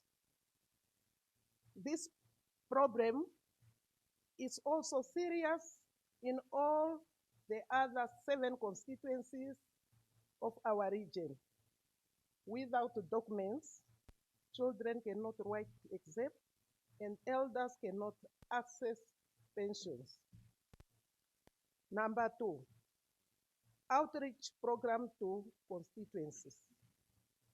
Even with Kurenkuru office, challenges relating to transport and accessibility remains a concern, as people travel over 100 kilometers to the area. Number 3, human-wildlife conflict and safety. Honorable members, in Kavango West, crocodile attack, and elephant crop destruction in constituencies pose significant threat to life and food security. We request that the ministry continue its commendable efforts in drilling boreholes in flood-prone constituencies to protect people from crocodiles and hippo attacks. Honorable First Vice Chairperson of the Committee of the Whole Council, Honorable Member, I support vote 39. I so submit. I thank you. Thank you very much, Honorable Nekunti. Honorable Angula.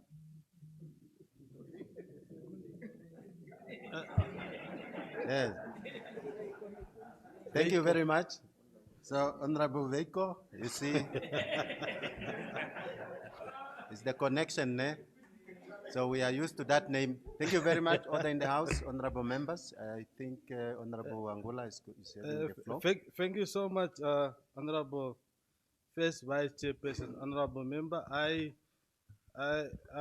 rise to comment on two aspects, and when I was scanning through, I think I'm vividly covered. It was on the stateless and also the renovations. I believe Honorable Andreas and Honorable Chiwaunja have covered that one.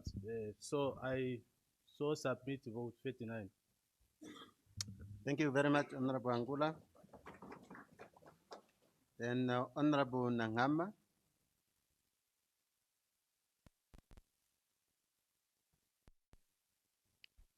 Okay, thank you very much, Honorable Chairperson, the first Vice Chairperson of the Committee of the Whole Council.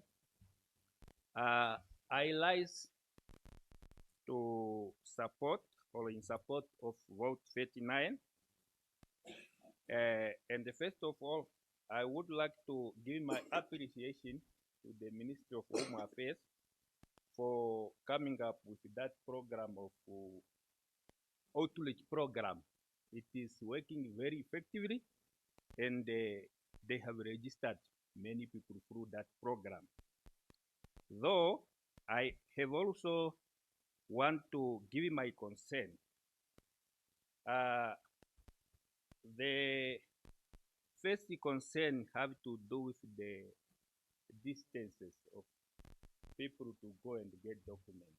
Though there is a outreach program. People are traveling long distances. Imagine we have only the Home Affairs at Enana. We have the Home Affairs at Omufia, Umfundi, and Ondangwa. The rest of the people within Oshkoto and Ohangwena region at the middle there is no an office. I therefore, with the opinion of requesting the government or the Ministry of the Home Affairs to establish a satellite office in a Pembe constituency so that it caters for people from Okankolo, people from Ngodi, and the people from other constituencies within Ohangwena region, as well as Naena somewhere there. I also have a problem or have a concern with the police, the living condition of the police office at the border post. The living condition of these people, the accommodation, they are just in a torn tent. They are just in a congregated iron as their sleeping room. You upon might go visit the station, you go visit the station, you find nobody there. You might ask your question, where are these people? they cannot stay there because the environment itself is not conducive. They go and get a place here where they're supposed to be. I am specifically talking about the police cell, or the sub police office that is in Epembe. We have we have a land demarcated for that since 2018, and it is not yet constructed. I therefore also requesting for the implementation or for the budget to be allocated for this, so that the police station in Pemba or at the Pembe constituency should be fast-tracked and constructed. And also the establishment of the new police station in Oshikunde constituency. Oshikunde constituency is the constituency in Angwena region where there is no police station. And those people are just getting help from Ondongilo, Okongo, as well as Kenana. Therefore, I am requesting, if it is possible or if it is made able to establish a new police station at Oshikunde constituency. I therefore in support of the vote, and I also wanted to indicate here that the Home Affairs, the bureaucracy, the verification process is cumbersome. It took long to verify and that person to get a documentation, to get documents. You imagine a person was born in a certain village. The headman, the parent are there, but it is very hard for that person to get a document. That process of verification is very cumbersome. I therefore want the recommend the process to be harmonized so that our people will have get document. Some of our people are dying. They die without the document. But because of the process, they were supposed to get pension, they die without pension. Thank you, Honorable Nangam. Thank you very much. I so submit. Thank you very much, Honorable. Yes, Honorable Mkete. Thank you, Honorable First Vice Chairperson of the Committee of the Whole Council. Thank you very much. I also rise to support the vote 39. And before, I would like to indicate my appreciation for join my other honorables for the ministry to accelerating the process to issuing the national document, especially the ID. Now their process is very fast. I'm appreciative for that. And the second one, also I'm appreciative for the ministry for the constructing the police station at Omakange. You know, Omakange is the Butangi 2 region, Sati and the Kunene. But those police stations are sited in the Kunene region, but it is served both regions. I'm also appreciative for that one. Honorable First Vice Chairperson of the Committee of the Whole Council, honorable members, nevertheless, that I want to assure you that also Tandi Police Station is stand in the office of the station commander, charge office, and the barracks for the members' accommodation. Means that all divisions, Tandi Police Station, they operate from one room. That for the station command, they're very small.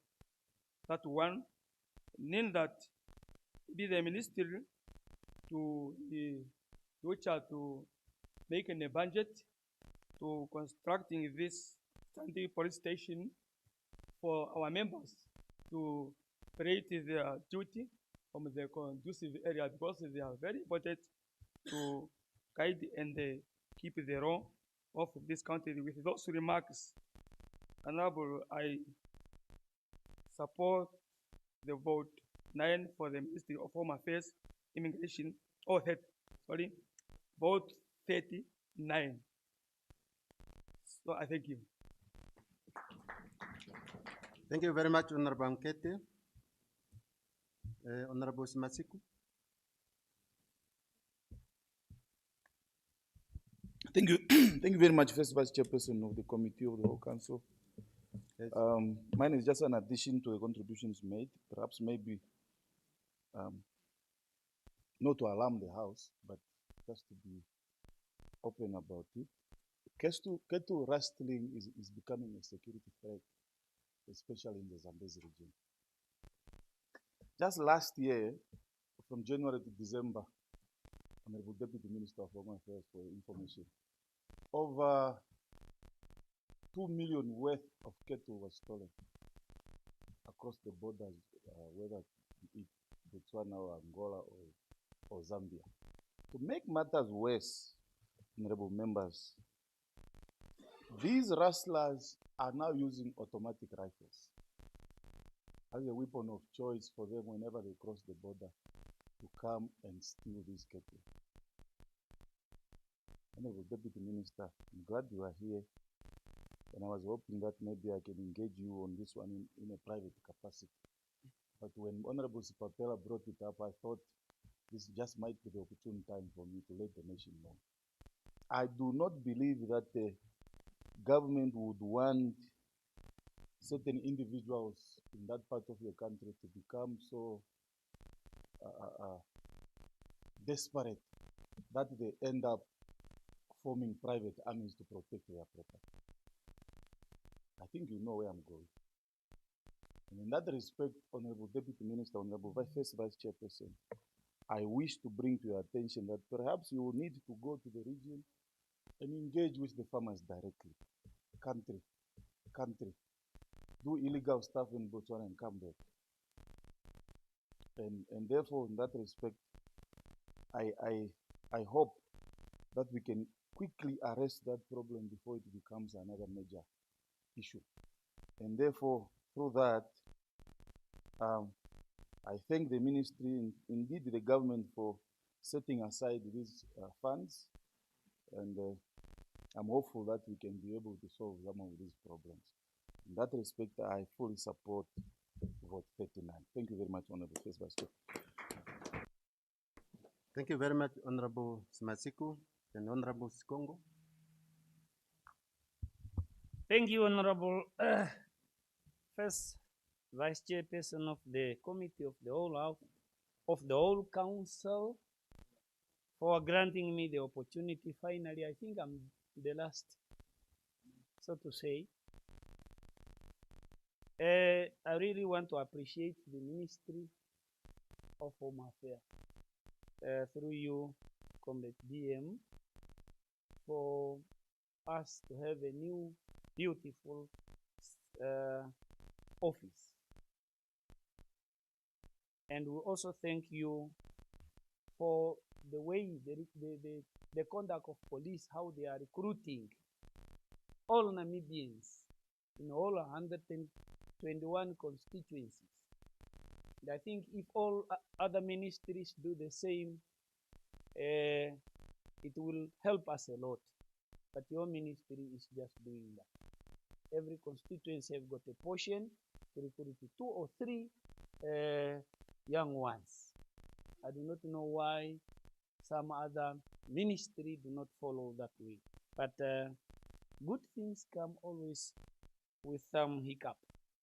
But we experience from the region a slight problem that I think, Comrade DM, through you, you have to address it because it's very serious. When entry position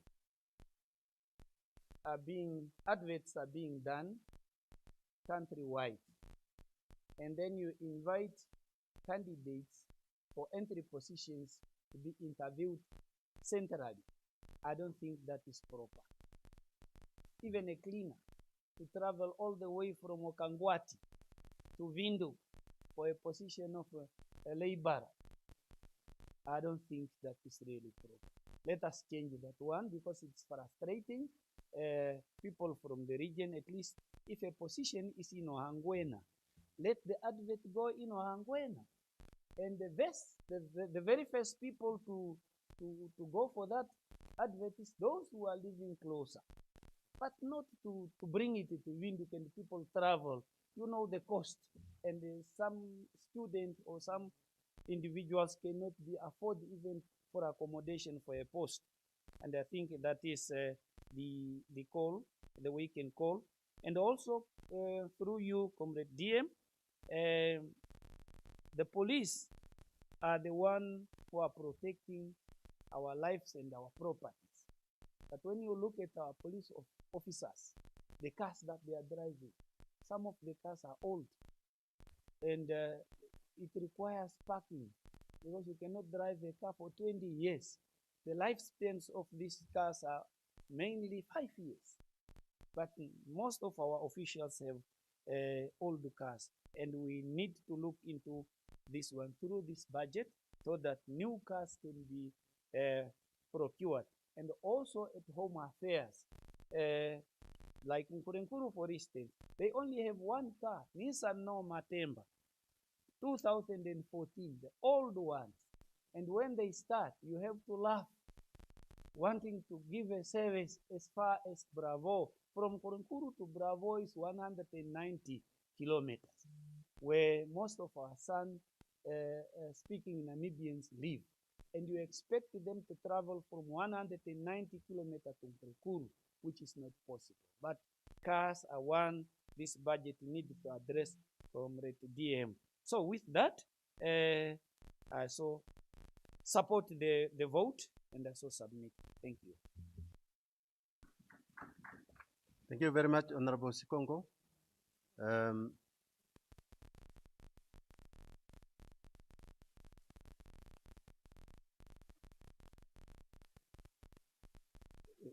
Yes, Honorable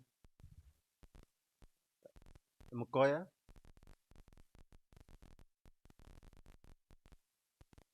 Thank you very much for the floor given.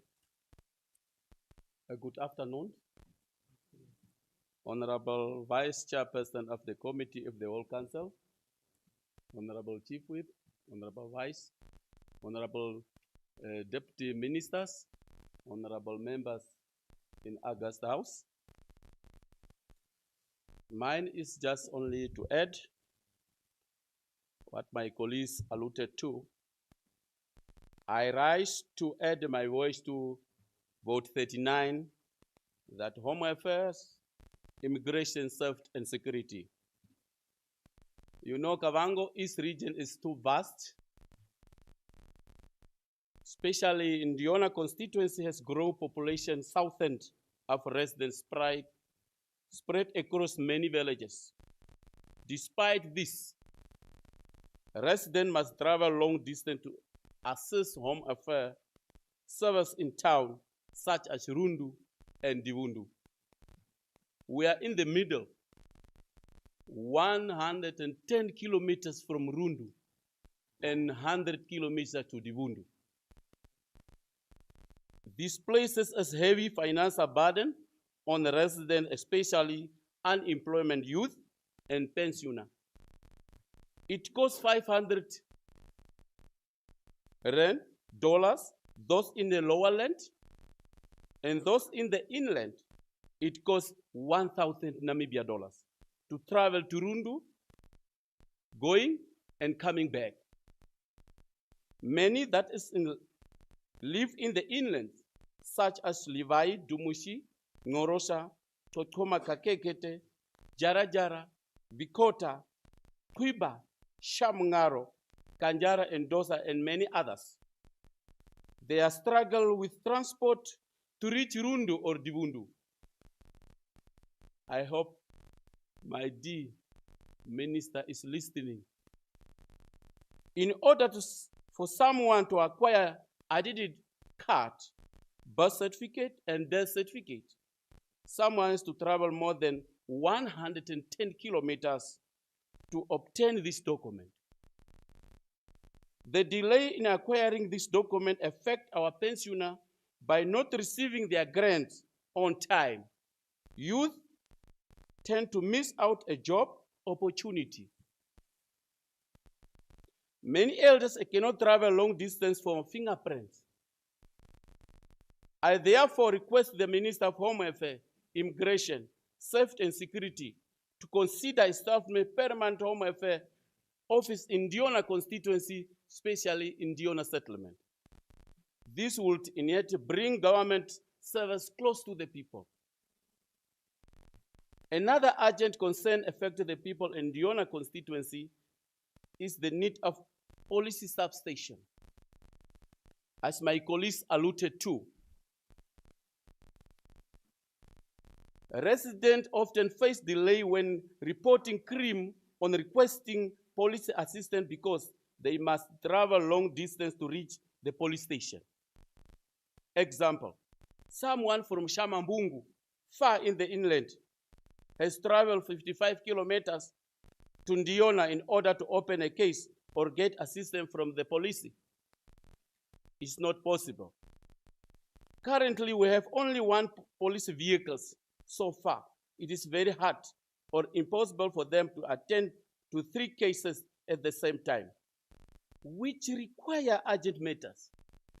We need at least 4 vehicles. Alcohol-related crimes, gender-based violence, stock theft. This one in Diona constituency and part of Mukwe and Ndonga Linena is crucial. House breakings and emergency situation, delay police response can place life and property at serious risk.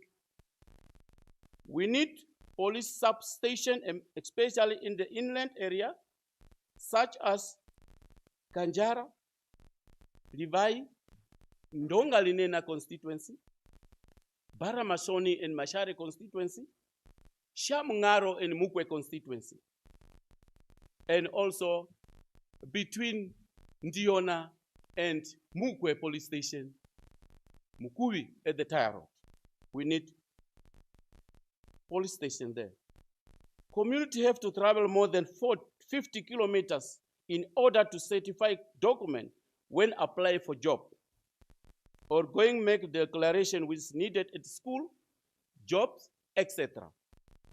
We need also immigration office border post at Mbambi village, Shankara, Mabusha village, etc. Because inside of Angola, there is also a town for our neighbors. But in our side, it's nothing. It is smuggling, it's a problem. In Kavango, it needs also as a matter of urgent, like the one at Kashipe border post. Our sincere appreciation goes out to the government of the Republic of Namibia for putting up a permanent structure at Kashipe border post and also for construction a state-of-the-art police station in Diona settlement.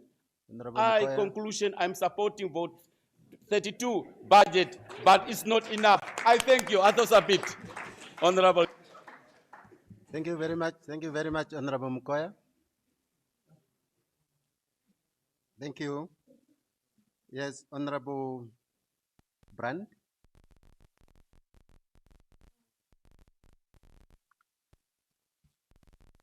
Good afternoon.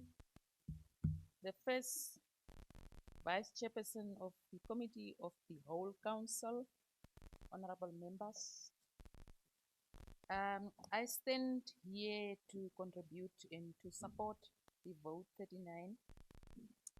First of all, I will thank the ministry for building a state-of-the-art police station in Omachete in Daures constituency. Can you give me hands? Yeah, and furthermore,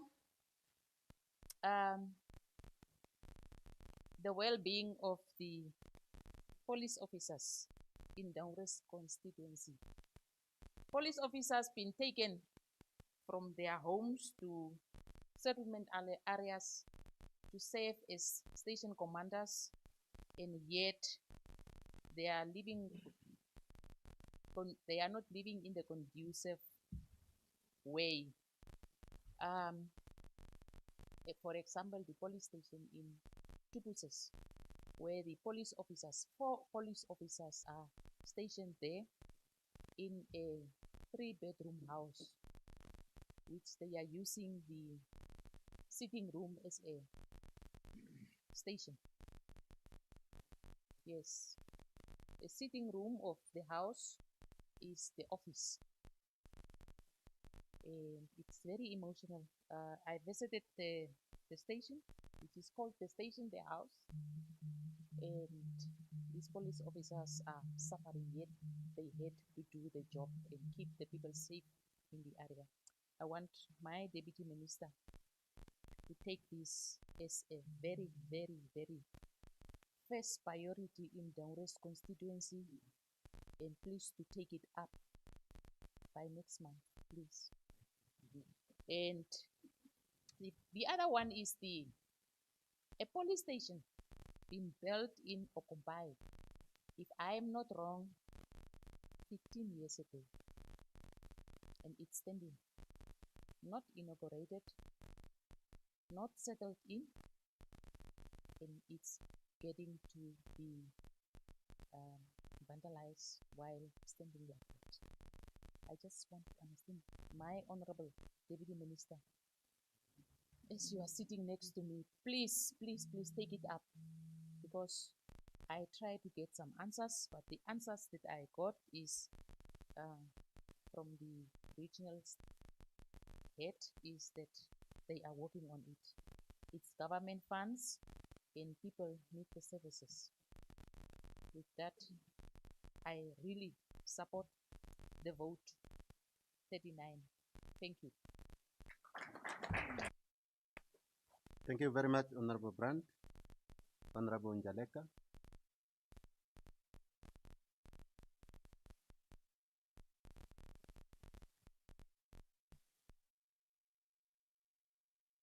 Am I audible? Thank you, the first chairperson of the committee of the whole house, our whole council.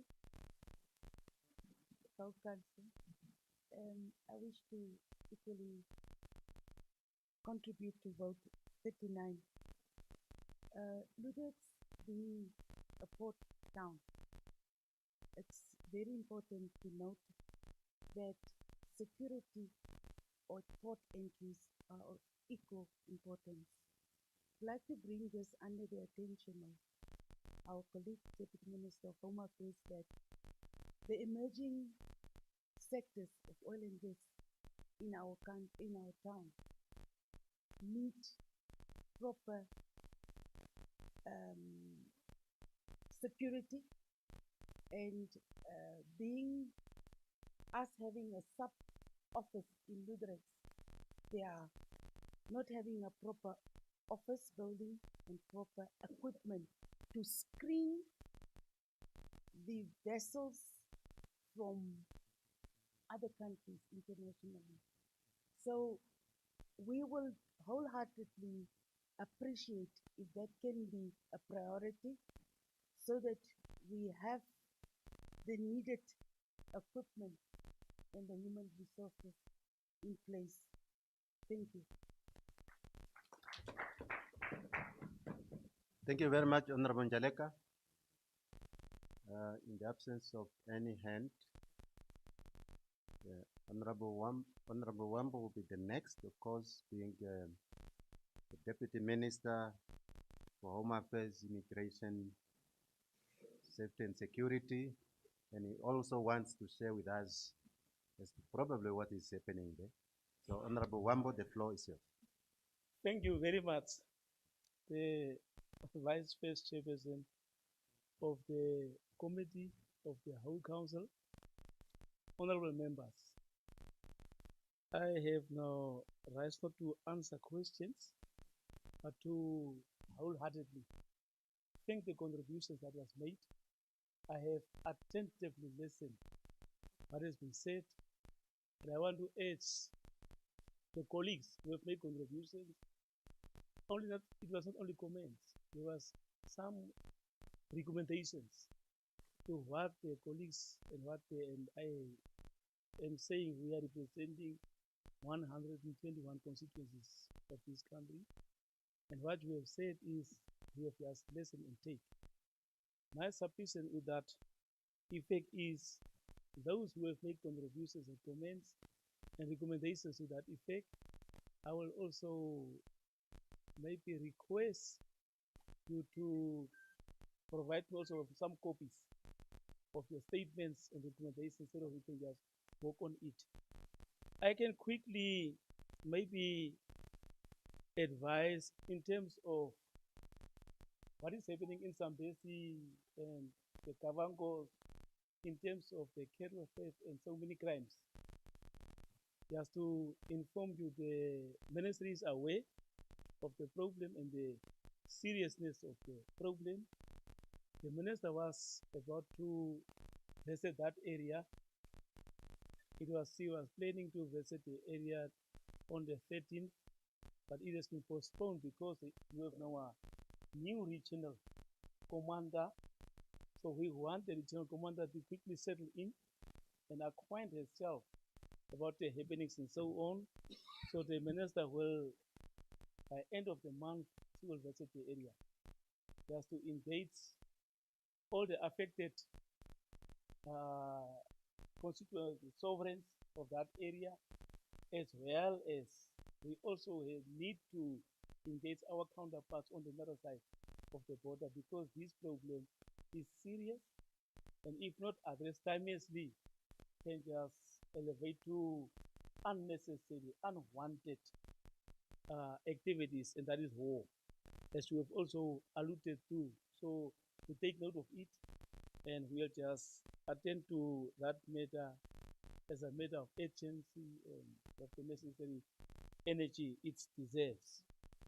I must also say, in terms of statelessness and undocumented people, we know what is happening. If I can just borrow from the South African arrangement, is illegal, let me put it, illegal foreigners from the other countries. It is later elevated to unnecessary xenophobia, and it was not a good thing. And these people are our brothers and sisters in terms of SADC. It's our brothers and sisters, so we have to find a way. Therefore, the ministry is busy to develop some laws to address the stateless and undocumented people, but one has also to understand, and that law that was initiated by the ministry was Stateless Determination and Protection Bill to address that specific issue. But one bill is talking to another acts and bills that are in existence. So we are saying there are 4 bills and acts that we have to amend and that we have to most probably look into so that we can just harmonize so that one bill is talking to another one in order to address the situation that we are facing.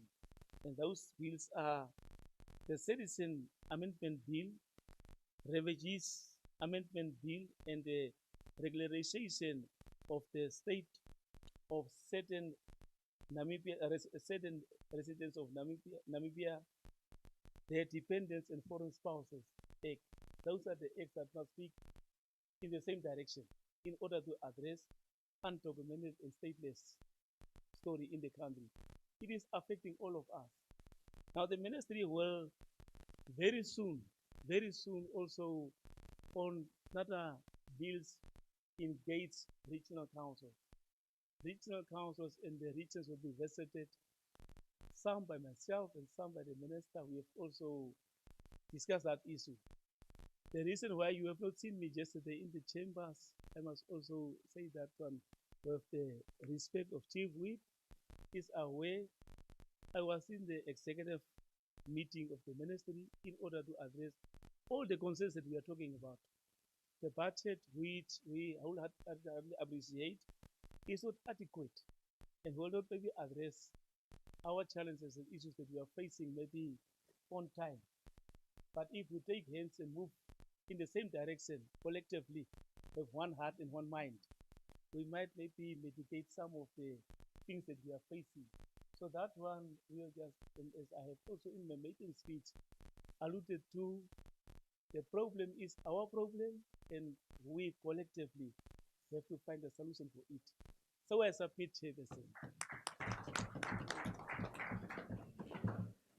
Thank you very much, Honorable Wambo, our Deputy Minister in this August House. Thank you very much for that information.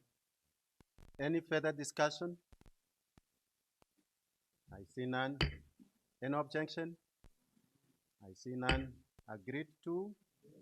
Thank you very much. I shall now put vote 08, Defense, with the allocation of 7,535,500,000 Namibian dollars. Any discussion? I have Honorable Chavionja here. You may have the floor.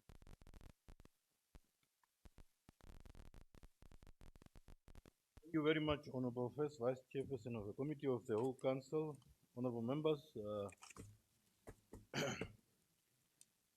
I always stand up when we are talking about this vote with an understanding that we need to appreciate when good things have been done. I was listening attentively to one of my honorable who was then saying that the police have follow what is happening in the NDF, which I'm disputing until I'm proven otherwise. But really we want to commend the Ministry of Defense that in this house we were then talking about how we can recruit people through regional representation. And as we are talking, the Ministry of Defense is walking the talk. It's something that they have done marvelously. And somehow we can now see the element of one Namibia, one nation being represented in the recruitment of the Ministry of Defense. But in my language, there's a word that they normally say, Muhambuni Nwakekuta. So literally, translation is that if you are pouring for the next person, it's very hardly that that person can get full. So with that, really, sometimes you want that the other ministry, especially the prison and the police, just to follow what is happening in the Ministry of Defense. Because really, through some of these, as we are all picking up the element of, especially among young people, where people are becoming more tribal to an extent that sometimes the other day I was saying, even when an accident happened, our people go to the extent of asking, what tribes are those people that were in that accident? So that's how low we have moved as a nation, that maybe if it is not from your tribe, then it's fine, that can happen. But that's not what we want to do as patriotic Namibians. So seriously, I only stood to commend the Ministry of Defense, and I said, we are all sleeping peacefully because we know that they are organized the way how they are looking at after the sovereignty of our country.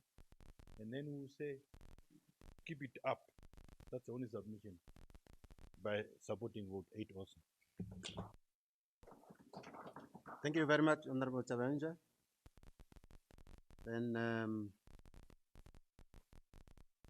any further discussion? Honorable Nona.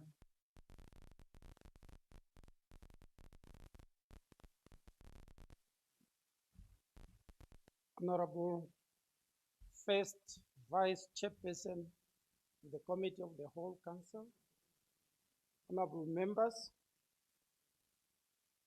today I'm delighted to have a deliberation on our defense. That is vote 08.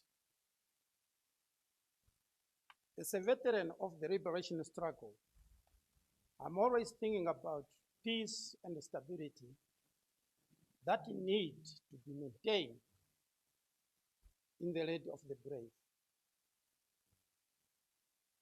I look about the budget allocated to our defense, and I think that in the future, we need to elevate this budget. Why? We are moving free, sleeping very well, because this country is well protected by the Namibian Defense Force. Therefore, we need to equip our defense force with modern equipments. And these modern equipments, they need a lot of money. To procure them from foreign countries, you need to spend a lot of money. I'm appreciated for the allocated budget of 7,535,500,000. But this allocation to me is not yet enough. As we need to look about the world of today. The world of today is no longer freedom. We have a lot of enemies. And to maintain and secure the protection of territorial integrity, you need to have a strong army, strong armed forces. Start from the Air Force, Navy, and the ground forces. They need to be strong. And they can only be strong if we equip them with modern weapons, modern military equipments. Some of the people, when you are talking about spending a lot of money on our defense, they are always saying, what are they doing? But they are really need to be given a lot of money so that this country, the territorial integrity of our motherland would be protected. And any enemy that will try to attack our country, it will get the right response. Therefore, I recommend that in future we need to increase the allocation of budget on defense so that our defense could be well equipped in terms of military equipment and technology know-how. With that, I support the vote on defense. I so submit, Honorable. Thank you very much, Honorable Unona. Honorable Mwande.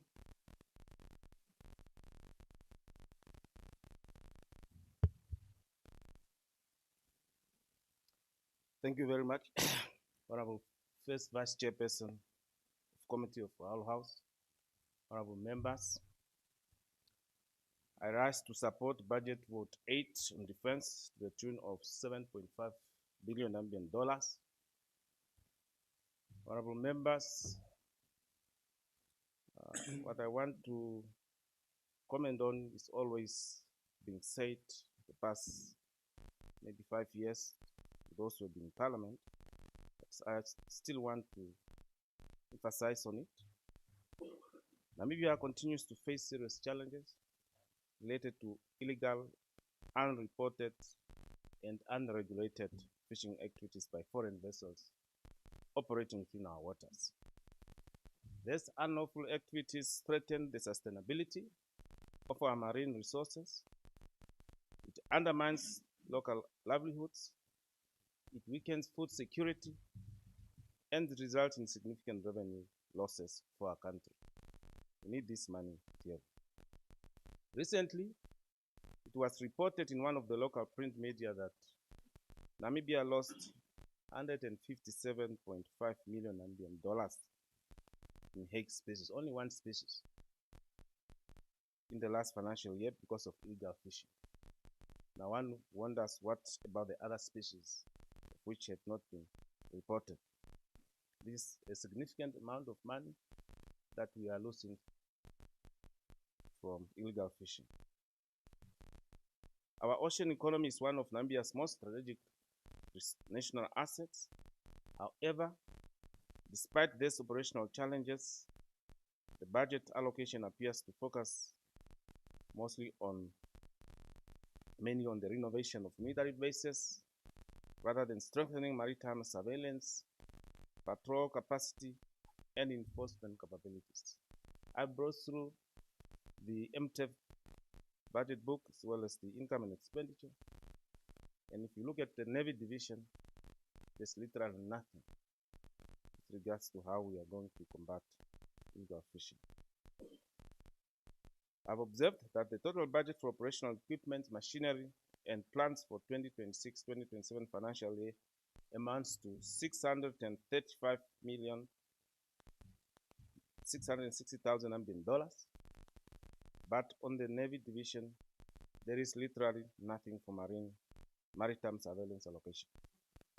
Therefore, it is essential that government strengthens maritime surveillance and enforcement capacity through the procurement of modern and advanced marine and naval technological equipment and infrastructure, which can include advanced coastal radar systems, satellite monitoring technology, patrol vessels, drone surveillance system, as was alluded here by Honorable Masiku, that police officers also need this type of equipment, modern communication infrastructure, and strengthening monitoring and inspection capabilities.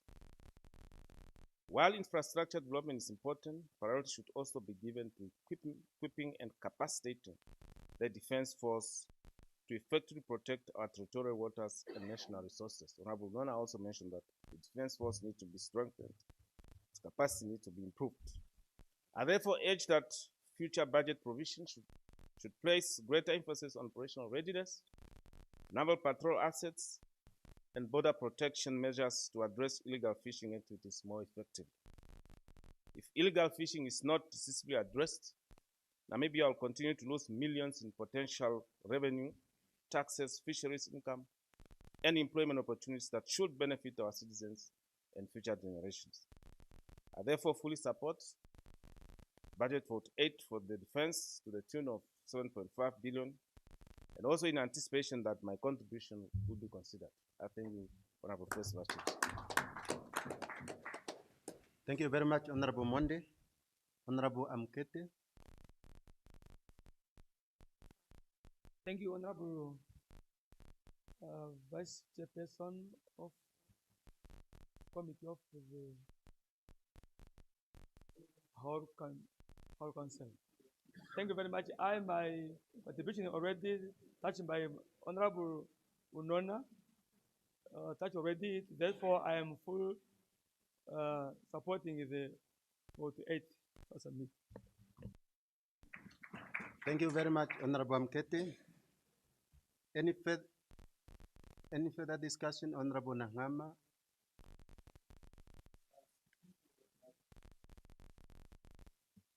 Thank you very much, Honorable the First Vice Chairperson of the Committee of the Whole Council.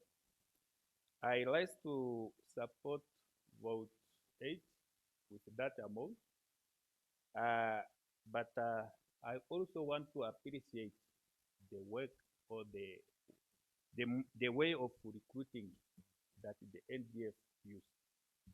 But in that, I also have a question that had been with me for quite long, asking myself, but I never get an answer. I do have a question of why maybe we don't have NDF or Defense Force camp at the town along the border line. Since those years, the camp were revocated or were taken up to this time. I wonder, we talk about peace, stability, protection, but by looking at our borderline, our border, there is nothing. There is no NDF camp. If something happens, how will we be protected? That is the question that I have, and I wish maybe if it's possible in near future, we should consider this pertaining, yes, I so submit in support of this vote with that amount. Thank you very much, Honorable Nangama. Honorable Simasiku. Thank you very much, Honorable First Vice Chairperson of the Committee of the Whole Council. First of all, let me put my weight in support of vote 8 of defense, but allow me to just add on to what Honorable Monde mentioned by stating that I remember when the discovery of oil was made official, late President Hage Geingob once said, oil can be a gift, but can also be a curse. And in that respect, it is at this juncture critical that we modernize our military.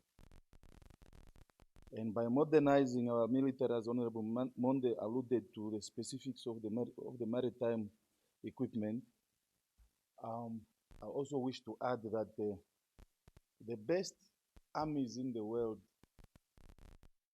have scientists, have engineers, have specialists, medicine. In fact, the people that you always see to have gone to the moon, they are all from the military, by the way.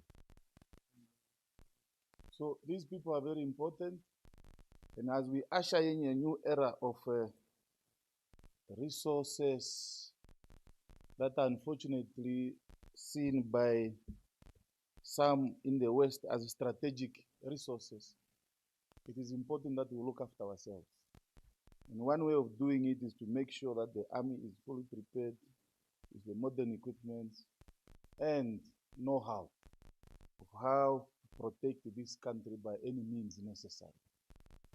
Especially with the uranium deposits that we have, not that I want us to develop nuclear weapons, but at least we must know how to utilize those resources to our advantage.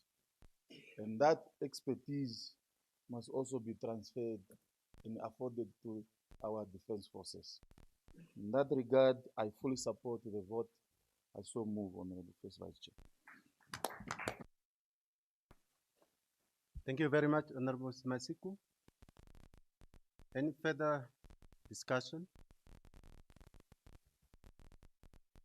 I see none. Any objection? I see none. Agreed to? Thank you very much. Honorable members, I shall report progress and ask leave to sit again.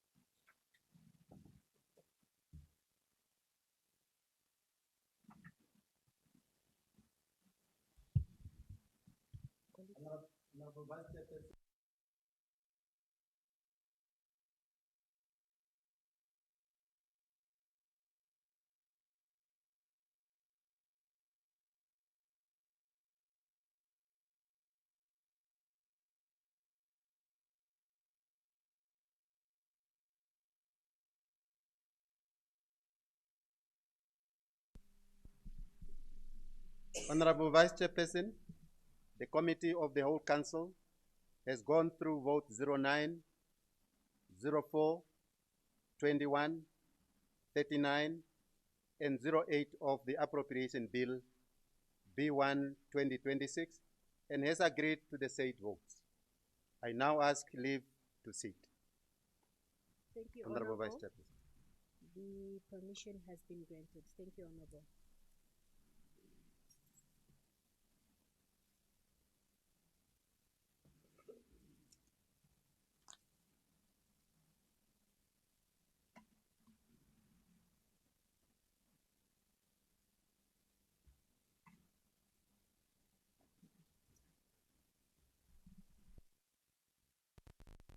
Thank you very much, Honorable Ndawanifwa, and congratulations to you all honorables for the contributions that we made today.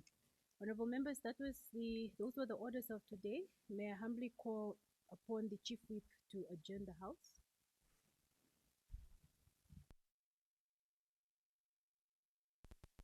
Honorable Vice Chairperson, honorable members, the House stand adjourned until tomorrow, 9:30 sharp. Thank you very much. The House stands adjourned until tomorrow, the 13th of May, 9:30 sharp.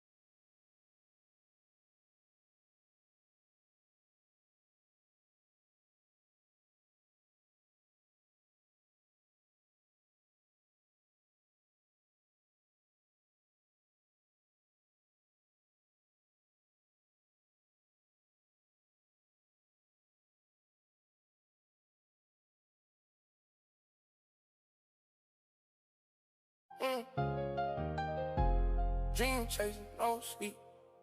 No sleep. Turn nothing to a fleet. Came from the bottom, concrete. Yeah. Now the whole game eat. Let's go.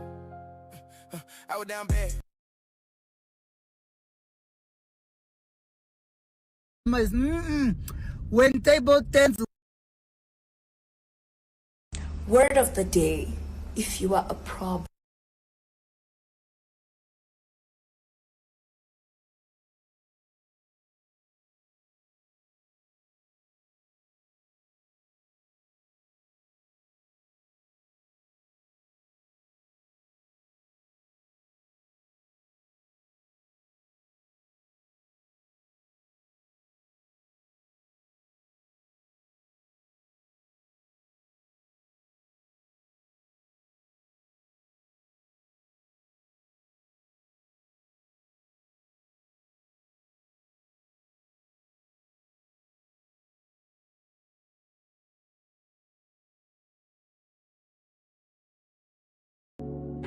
Ek kan na hele dag af. Ek kan na hele dag af van Langeberg afgerak.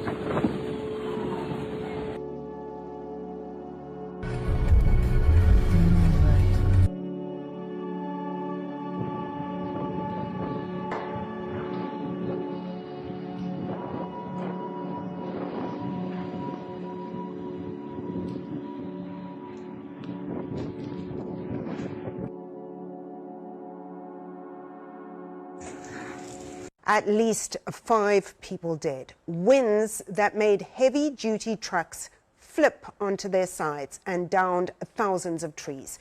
The Cape of Storms lived up to its name today. The Weather Service's Level 8 warning materialized with full force. Western Cape residents woke up to devastation. Roofs were ripped off homes, leaving many struggling for a place to sleep tonight. Churches and schools weren't spared, prompting authorities to close all schools.